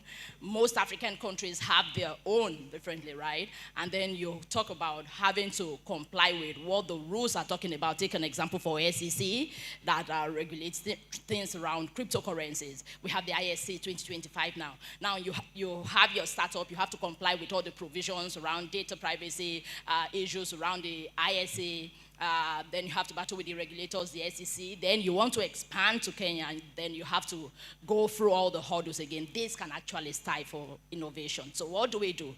One of the main reasons, apart from the other reasons which are there, I do believe is about Africans coming together to harmonize these laws for us to be able to tackle the issues, the loopholes, the gaps, and be able to put that to structure and then help us to be able to address issues around privacy and make it an African local context kind of thing. So once it's harmonized, we know that, oh, you're dealing with the African jurisdiction, so this is what I need to do because the laws are harmonized and it removes all the fragmentation that you see, and so I know that I can actually scale, and that will actually foster the innovation without stifling it. And like I said, borrowing lessons from the global stage, like the EU GDPR. So if you are dealing within the European Union, you are not dealing with each country differently, you already have that harmonized law. So this is one of the things that we can do. And then by the time we put those laws together, we should address specifically things around data minimization, address issues, explicit consent. All those things will be tackled in an harmonized regulation that will cater for the African jurisdiction. So this is one of the main things we can do to actually, within the African context, to be able to foster innovation without stifling it, while also regulating, knowing the importance of regulation to be able to harness the potentials of the emerging space. Yeah. Thank you so much, Barrister. So you spoke on policy and regulation. You know, AI wouldn't have gotten to where we are now without training on large amounts of data sets, right? So sometimes these trainings even happen without explicit consent. So how can blockchain provide transparency or accountability in this process? Christian? Yeah, thank you. I'm Christian. I'm a researcher and a data analyst. So when it comes to consent, giving consent to AI to use your data, it goes around oversharing, right? So you have to know what do you want to share with this particular large language model for it to be able to use your data to train itself, right? So when it comes to blockchain, so blockchain helps when it comes for transparency. If I give my data to this LLM, how am I sure that when I revoke that access is truly revoked, right? If I say I want this part of my data to be used for training, it's just that part. So when you're using an application, let's say like ChatGPT, and you always want that don't overshare. Know what you want to share with the LLM, because there are guardrails around it where whenever you overshare, user one can always access the data of another user, right? So blockchain comes in and helps to put in transparency where it says, okay, there are smart contracts around. If I allow my data to be used by this system and I revoke that access, the smart contracts make sure that that access is truly revoked and that data cannot be used by any other user or by any other LLM, right? And another thing is when you're building specific AI models, not just generic models now, that will focus on specific solutions, right? You have to be sure that whoever is giving that data to that LLM is certified. right? So when it comes to, there was a very funny TikTok that I watched where they told an AI to do an appendix surgery. It did it on the left end. Why appendix on the right? So when the patient woke up, it was like, you did it on the wrong end, you did it on the left. It's supposed to be on the right. The AI now said, okay, let me now do it on the right. Do you understand? So you have to be sure the data that you're feeding to the LLM, because the way LLM works is if you feed it garbage, it brings out garbage for you. So this is the transparency, the authentication that we are actually talking about. Yeah. Thank you so much for that. There's always, if you notice, with all these AI apps, there's always this caveat that, oh, we can make mistakes, so we'll verify your data. Okay, thank you so much for that, Christian. Okay, so to the next question, it's a fascinating take, but bringing in AI and blockchain together, it raises new privacy questions. So what are the risks of merging AI data systems with blockchain networks, especially around traceability and privacy? We're just joined by Sheung, so if Sheung, you can take that. All right, thank you very much. All right. Can you repeat the question, please? Okay, I said, what are the risks of merging AI data systems with blockchain networks, especially around traceability and privacy? I mean, I think it's going to be in the setup of the whole thing, right? So just to provide some context, a few years ago, I was contributing to Forbes, and I think it was around COVID, I was researched into, AI and how it was helping with detecting COVID, to provide some context. So they were using it for bed allocation in the US and all of that. And part of the problem was that the data was biased, right? I think I'm saying this to say there is more, in terms of risk, I think there are more advantages than risk, in the sense that you could use AI, you could use blockchain. So there are a few platforms that you can use, they can incentivize you to provide your data. So there are a few at the time. There was Ocean Protocol and all of that. They aggregate user data and then use that to train models. In a sense, from where I stand, just to answer your question, I don't see much downside to the idea of using, if I'm speaking to your question correctly, to the idea of using AI and blockchain in terms of data privacy. Because by design, blockchain has some level of privacy to it, right? What needs to happen is that if I'm providing my data for an LLM, it doesn't necessarily need to know that it is me. What it needs is that I am represented, my reality is represented. And that is what blockchain brings to the table, that's my reality. So back to the example that I was given. So you realize that the data was skewed towards the white American guys, right? Just because they didn't have good enough data when it comes to the black Americans. And then the outcome was different for the black Americans, right? One of the advantages that I see in this is, if I could say there's a risk, it's in what is the quality of data being put on blockchain, because blockchain, like I was saying earlier, blockchain in itself is not that smart, right? It can't reject a data that, except you have the condition, you put in a condition to say, okay, if it doesn't meet this criteria, but it's just a ledger, right? I don't know if that goes a bit to respond to your question. Yes, it did. Okay, you'd like to share something? Yeah, please go on. Yes, it's okay. Okay, thank you. So from the legal and regulatory perspective, wonderful response. I would want to just highlight one thing, especially around the data privacy, like he said. And so, for the data protection, let's come to our jurisdiction, Nigeria, the NDPA. It has provisions for how data should be processed, right? How you collect, store, and transfer. And so one of the issues bringing blockchain and AI integrated kind of solution could pose, as much as it has a lot of opportunities, like he said, yes, if you look at it, it's great opportunities. But one we have identified within the legal regulatory space is about issues around privacy. Now, if the Data Protection Act, the Nigerian Data Protection Act, gives you as a data subject the right to erasure, the right to your data, and like he said earlier about ownership, you own the data, right? So there are rights that you own, that you can just tell me that my platform, your information on my platform, you don't want it anymore, so please erase it.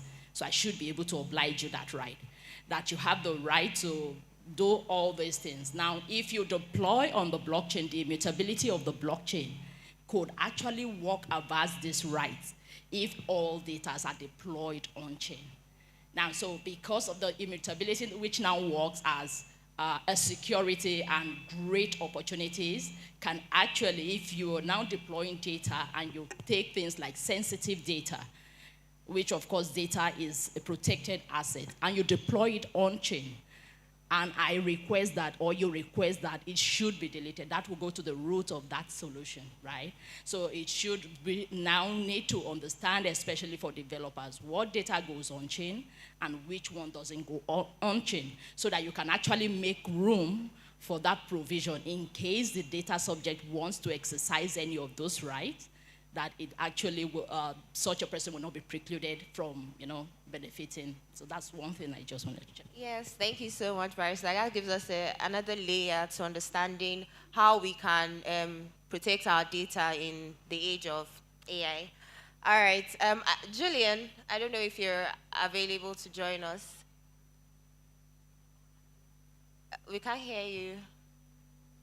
Yes, beg your pardon, I'm listening intently. All right. Do you know, before, can I be very rude, Vivian, before you ask me a question, can I just jump in very quickly? Yes, I was listening to the previous speaker, Princess Murad Diem, I think her name is, and she was talking about how Africa has human capital, and it's the future is very much on the human capital. And I just wanted to say, as an Irish woman, when I grew up in the 80s, Ireland was not a very prosperous country at all, but we had the youngest educated population in Europe. And 45 years on, we're one of the most prosperous countries in Europe. So I'm saying that the previous speaker was absolutely right to say that Nigeria, with your human capital, and indeed the whole of Africa, has immense opportunity to leapfrog the Western world and to go on to world domination. So I just want to echo it. I heard that, I went, oh my goodness, that is so true, and well done for her saying it, and wishing you every success. Anyway. So now, sorry, after getting it off my chest, please do ask me a question. Okay, sure, she's here. She listened to what you shared, so thank you so much. Okay, so what I would like to ask you is, what are the ethical boundaries that should guide AI developers and blockchain innovators while handling users' data? That's a very good question. It goes back to the cui bono, who benefits? And we know that in many examples that it's the people who own, your Georgia first speaker was saying, we own our data, but we don't control it. People who own the AI models, they own all the data and they control it and they benefit from it. And it's kind of ironic because back in Web 2, we knew the social media were fleecing us. We knew it. But in Web 3, it's wholesale robbery because it's because of the nature of the interaction. So if you think about it, when we used Google for search engines, you tend to ask questions, and it's kind of like question response. But when we use AI, when we interact with a ChatGPT or Anthropic or whatever, all the different the Grok, all the different AIs, it asks us questions back. So it's not only just we're not giving it our information; it's asking us for more information, and that has led to many bad outcomes because you see there's a whole rate of young people, in particular, vulnerable people who've taken their own lives, because the ChatGPT or the equivalent was acting like a therapist, but without any of the guardrails, without any of the training, without any of the real empathy. So the risks and the ethics for developers, it's actually very important. It's life-changing. As I said at the start, the opportunity for Nigeria and the African continent to just leapfrog across the world in terms of development is an absolute. It's like the phone. Phone's a great example. Europe had the landline, and Africa went straight to the mobile. You leapfrogged it. So you have huge opportunities, but you must protect yourself because, and I think one of the ladies there, I didn't catch her name, who said, talking about having an African consensus. So, I mean, borders, data is borderless, but like GDPR in Europe, you can have a consensus about how you interact with data in the African country and in Nigeria in particular. And it does need to happen because you need, I mean, like to use an example, for medical research, you need medical data that's based on people within your country borders. It's no good having medical data based on Irish people and trying to apply solutions to Nigeria. It's not going to work. It's like, and in the history of medical research, I think something like only 1% of medical research is actually done on women. It's all done on men globally. So you have a total skew. So women have very different outcomes and from medical interventions because of this research.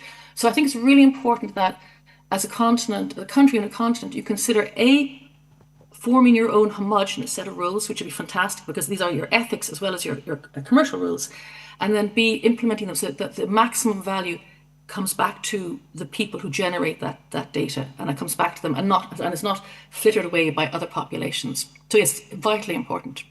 All right, thank you so much, Gillian. You provided something I hadn't considered, like, because when you do a typical Google search, you just search and it's what comes to you that comes to you. But when you interact with AI models, they prompt you to give more information and more information and more information.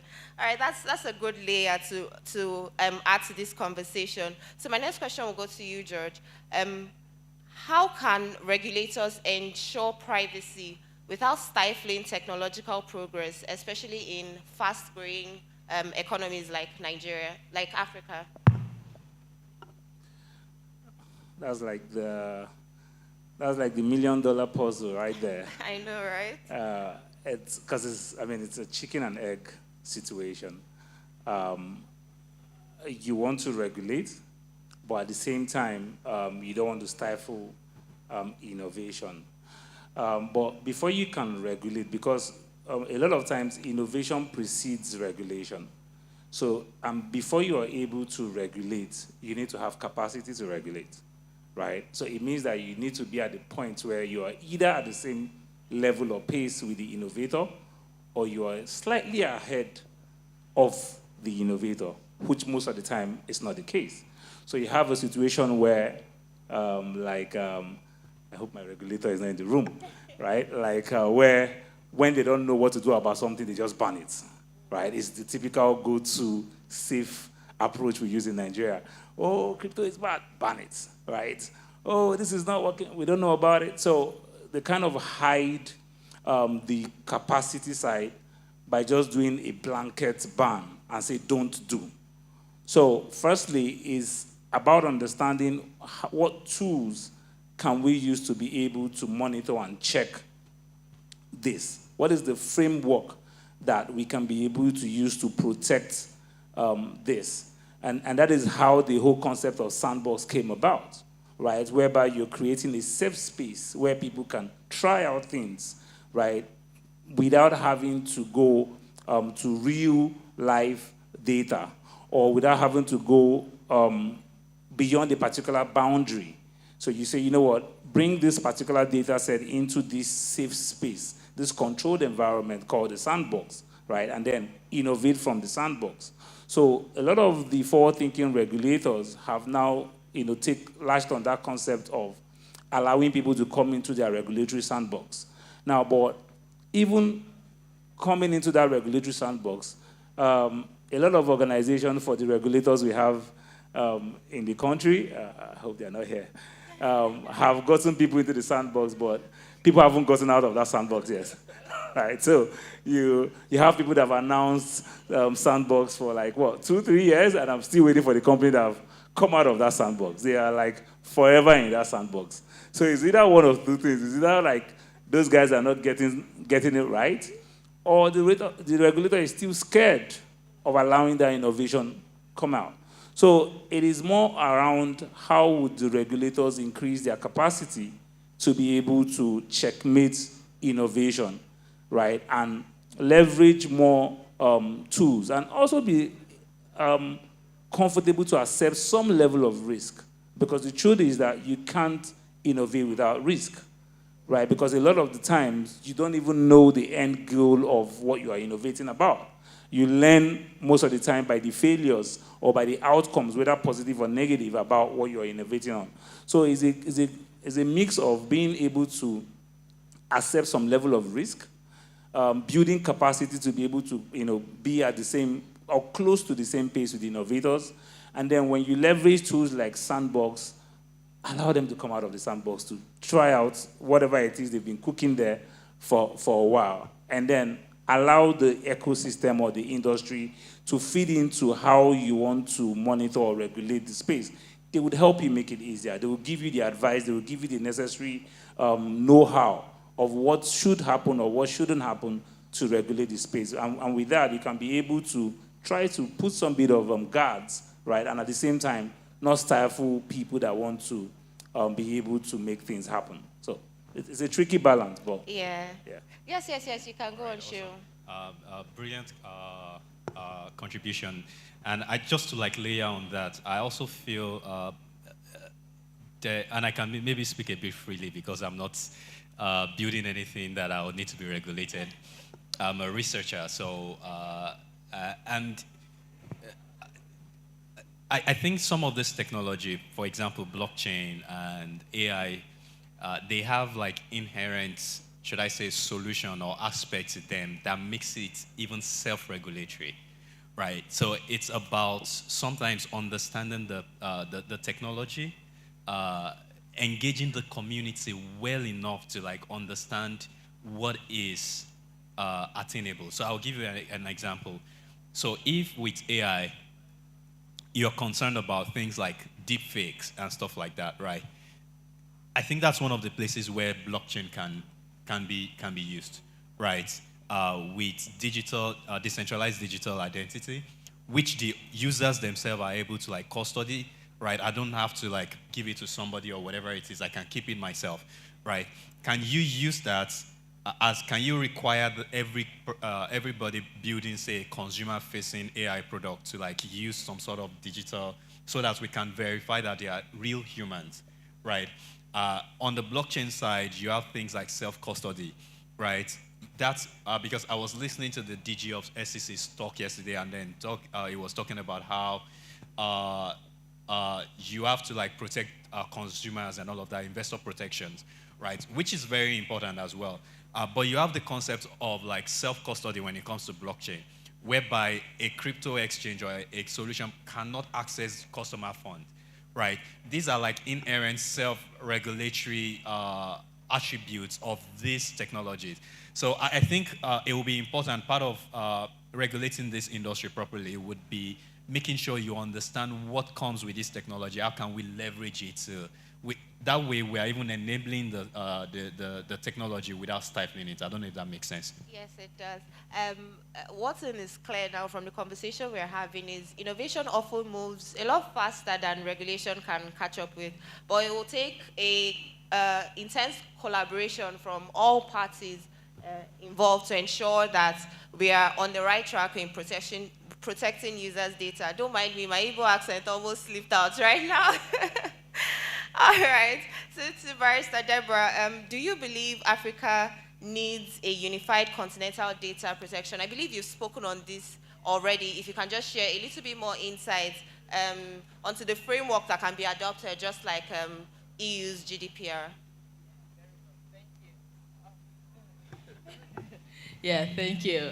Like you said, I already addressed it. So I believe very, very much in one framework for the African continent that will address the African issues, bringing our local issues into perspective and help to address it. That way, like I said, we will be able to harness the potentials that the emerging tech space offers, and adopting and following the trend like the EU GDPR, and then to every other laws that we need to put in place. It's not going to be so easy, but it's about a stakeholder kind of thing, bringing in that collaboration for every country within the African Union to come together under ECOWAS, come together and put the various issues on ground. This will help to foster that trade within the African continent and build that, that strong collaboration that will also help us to be able to regulate the external firms that come into this place. It will help us to address issues around local storage of data within the African continent and help us to really foster innovation. And then that way, of course, we can seamlessly transact within each other within the African context. And like I said, it will help us with the localization and bringing into perspective our own unique issues within the African continent and help us really trade seamlessly and freely, and then of course boost the economy within the African region and make it even easier for investors to want to drop in, knowing that there is that unified framework that can actually make it easy for them to come in to invest into. And then that way also it will bridge the loopholes as to the bad actors who would want to exploit. Maybe they come to Ghana, they see that they have some weak framework, and so they try to explore that. They come to Nigeria, they see some forms of strong legal or regulatory framework, and they just move around to want to, exploit all these loopholes. But by the time we have that unity in the legal framework and regulatory framework, it kind of removes the fraud, right? So we are able to come together and build that strength and shield off the fraud, bring in the good ones to invest, and then also help ourselves to transact within ourselves to be able to boost our economy as the African continent. Yeah. Yes, I believe I resonate with what you're sharing. When we have this, it will foster unity amongst African countries, especially regarding trade and transacting with each other.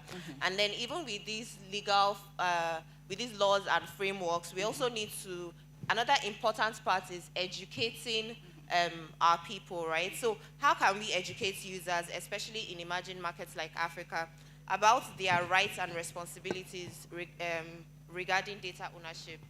Christian. Oh, okay. So when it comes to blockchain, it introduces two layers for data, which is the SSI and DDM. So SSI is self-sovereign identity, right? And DDM is data, centralized data management. So, but most users, they don't know this. As this guy, as he said about decentralized IDs. So when you want to use a particular platform, there are decentralized IDs that you can use. Then what the solution that is there is what they call ZKP, zero knowledge proofs. So they use these ZKPs to.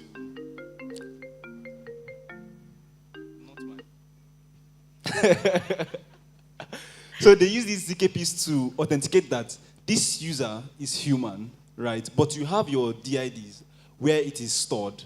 So you basically use the ZKP solutions to know that this user is authenticated, is stored, but you don't know the empirical data of that particular user. So, but most consumers, they don't know this, and as you rightly said, if you want to use an application, you just want to use it. So you don't do your due diligence, you just click accept, accept, accept, put in your NIM, put in every detail about you, and some of the times they will tell you that they will use this data, they will state it in their terms and conditions, but it's just what we call consumer literacy when it comes to data. So the policymakers should make it compulsory for innovators to make so that consumers can understand that, okay, this is the data that we are going to use. This is what we are going to collect, right? It's more like we are taking ownership of your data, as he said. Who controls the data controls the oil. So that's what it actually means. Okay. Would you like to share? Yeah. On the Briefly, education, right? please. Yeah, Yes. please. So great contribution. So I just want to, like an addendum to what he has said, so apart from the policymakers, even the developers, each and every one of those developing, and if you have a solution or anything, it behoves on you to want to simplify and put some level of literacy or education or tutorials in-app, things like that, and make it more simplified. Take an example like the policy, privacy policy or terms and conditions. You can actually make it very brief, clear, transparent for them to want to use, and then put some maybe infographic that will actually reach out even to the marginalized group or to the not so literate group that can actually speak to this issue. You know they won't read, but you can get some, kind of infographic or some short messages around to just create that awareness. And then there's the intentional education to go around the various users to create that awareness around this whole thing. So it's a cross-section kind of the multi-faceted stakeholders efforts to create that education. Yes. I understand what you mean about efforts. As Nigerians and Africans, we know how to speak the language that our people will understand. So when we can break these complex languages down into what we bite-sized information that people can take, I believe it will push us a lot further in educating them about the usage of AI and blockchain this time. So finally, to wrap it up, I know everybody, I believe you're enjoying the conversation so far. So I'll just want to get one sentence from all panelists that are here now. In one sentence, we'll start with Julian. In one sentence, how do you envision a future of data ownership powered by AI and blockchain in Africa? Well, I think that what Deborah, if I have her name right, sorry, said earlier is very true. The unified African data network is important. And in addition, again, Africa, the African continent, Nigeria in particular, can learn from the mistakes that happened in other areas. So, for example, Gary Gensler sends shivers down people's backs when they remember his days in the US and the SEC, how they got it so wrong. Micah in Europe, it's not great, but it's a framework. I mean, there's a lot of things wrong with it. It's very hard to get a group of countries to agree to stuff. But I think you have everything to win. You have everything to play for. Definitely, if you can come together, someone said earlier, collaboration is the nature of the game. If you can do that, then I think Africa is in a huge position to be very successful and to exploit these very, very powerful technologies. Thank you so much, Gillian. Barrister Deborah, you can go on. Okay, how Africa, your question again? Yes, in a sentence, how do you envision a future of data ownership powered by AI and blockchain in Africa? I envision it to be a very transparent one and the one that will confer sovereignty on the data subject, on the data owners. Okay, Christian, do you have something to say? Okay, so for me, everything lies at programmable data ownership, where the user can willingly give out his data and be sure that whenever it is revoked from the system entirely. So, as she said earlier, you have the right to say, okay, I don't want to share my data with you again, and the application or the company will definitely delete your data out of their system and not have a backdoor how they can access it. So just for me, is have programmable data that you can authenticate that you control your data, right? So that's just it for me. Okay, George, please go on. Half sentence now, not a full one. It's probably the longest half sentence that will ever be. It's fine. I think, it's simple. Since we all try to make Africa one country, that's really have been the attempt anytime we talk about Africa. It's all about having to make sure that there's that interoperability of data, and anything around AI or blockchain can really help us achieve that. It's just around having the right framework. There's a lot of talk about framework, even though we need people that actually has to make it happen. But it's just about having the right framework and how we can make these data handshake with each other and still maintain consent among whoever it is that is exchanging the data, right? And of course, the right framework needs to make it happen. All right, thank you so much, George. Then Sheon. So much for half sentence, right? Yeah, right. Yeah, like I said before, I'll just reiterate what I said earlier, which is I believe technology can be self-regulating. I don't think a lot of users, because when you think about the Maslow's hierarchy of need, most people don't care about their own data. So it's then on the innovators to act with some level of ethical, some ethical practice. So maybe industry bodies, how do we build to make sure that we protect that future, and then also even think about it as a competitive advantage in the long run. I love our contribution about that kind of infographics, the guys that would not even want to read this. Yeah. I don't think I've seen anybody do that, but I think I would trust that kind of company more. So I think that is one way that's one feature where companies think about, acting properly as a competitive advantage. Thank you. All right, thank you so much to the amazing panelists. This was truly an insightful conversation. It leads us to talk about data, AI, blockchain, and it's all about trust, gaining the trust of the users. And even though you can, you shouldn't. You should try to put guardrails in place to ensure that these data, they are ethically sourced and also ethically used. So thank you so much for this conversation. It's been a pleasure. I hope everybody has been able to get, I won't say 1 or 2, you should have gotten like 7 or 10 things from this panel. So thank you. All right, MC, you are missing in action. You guys have been schooling me, so I've just been listening, and I've been taking in a lot of information. Guys, let's have pictures, please. Mr. Uche, please, can you come? Let's have pictures. Nice panel, sir.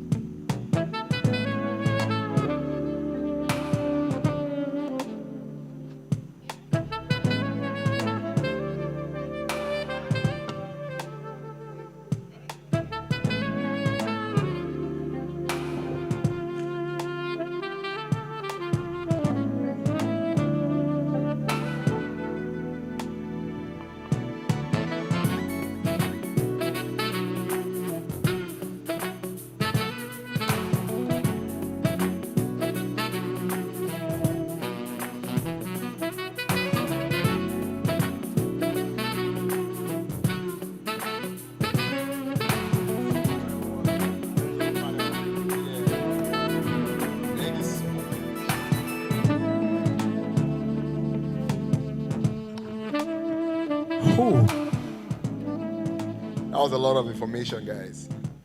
I hope we're writing. I hope we're taking in information. Eh? Guys, are you happy? If you're happy, say Bitcoin. If you're happy, say Bitcoin. Don't mind me, I love Bitcoin. If you dash me Bitcoin now, you're my best friend. I don't Kukuma have best friends, so if you dash me Bitcoin, you are my best friend now. It has been an amazing panel today. Every panel, let me use the slang, was a hit. Back. Was a hit back. Every panel was a hit back.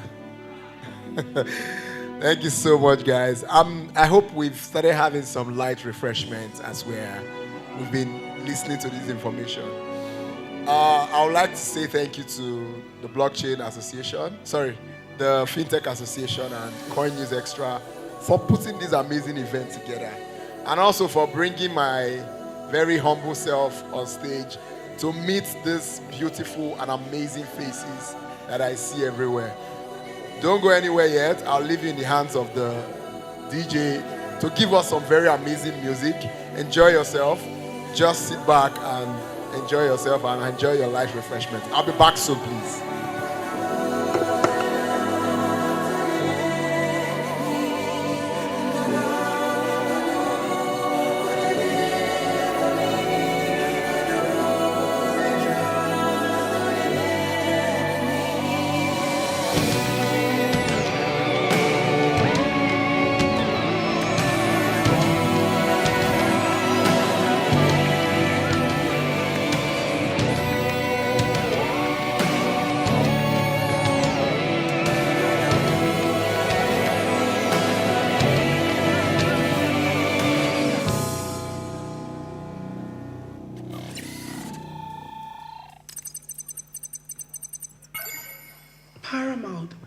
All right. I would like every speaker, keynote speaker, panelist, please make your way to the VIP.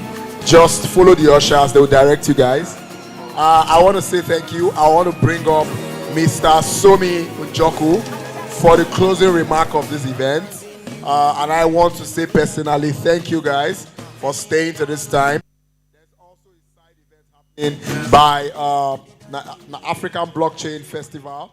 They have some amazing conversations for us on the side. So after the closing remark, you can just go there and listen to them and just listen to what they have to say and what they have to offer. Thank you so much, guys. I call on Some. Thank you. Thank you so much, Chike. Can we give it up for Chike? Nobody is listening to me. Should we do a fifth panel? Thank you so much. Good evening, everyone. Before we close out on today's festivities, let me see. How many of us found the sessions insightful? Show of hands. It looks like it's just these guys. The other people here want me to just get out. Awesome, awesome. That's very lovely. Those hands represent innovators, dreamers, builders, and everyone who is helping to shape Nigeria's digital future. What a journey it has been. From deep dives to blockchain and AI to discussions around fintech innovation, policy, opportunity. This week has proven that Nigeria is not just catching up. We're leading the charge into the future of digital transformation. And to everyone who has stayed with us through every keynote, every panel, every workshop, and the networking session, we thank you. We thank you for your time. We thank you for your energy. We thank you for your curiosity. It has made this week a success. Our heartfelt appreciation also goes to our speakers, our sponsors, our partners, and our delectable group of volunteers. Please, can we give it up for our volunteers? You can see them everywhere. Ushers, bouncers, photographers, videographers, the multimedia team. We are very grateful to everyone who has made this event possible. Your commitment to advancing the ecosystem is what keeps the fire of innovation burning bright. We implore you to stay connected with us. Follow the Nigerian Blockchain and AI Week across all our social media. We're on Instagram, we're on X, and we've got a website as well. So please visit that for updates, for opportunities, and for upcoming events. Let's keep building together, online, offline, as one united community helping to drive Africa's digital future. Thank you once again for your presence, for your passion and participation, and for helping shape the movement of what's next. Have a safe trip back home, and remember, the future is now, and it's our turn to build. This is the Convergence, this is the Nigerian FinTech Week, and this is the Nigerian Blockchain and AI Week. Do have a lovely rest of your week. Stay safe. God bless you.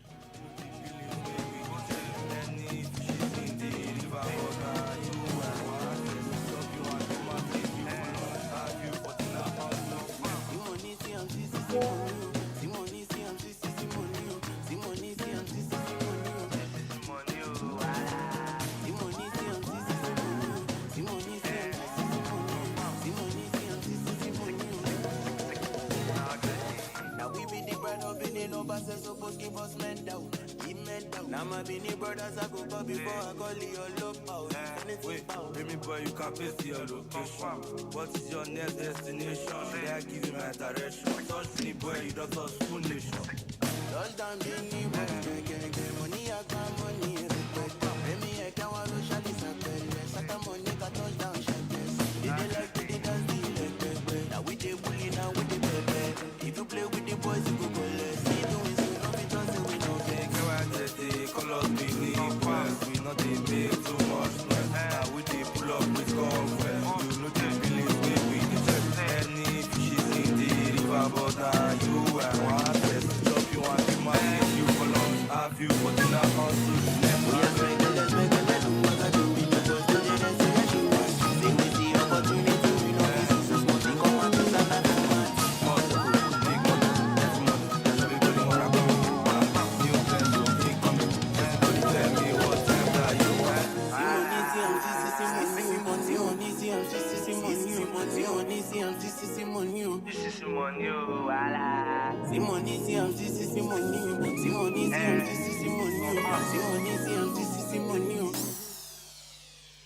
When I talk another banger, you better believe it.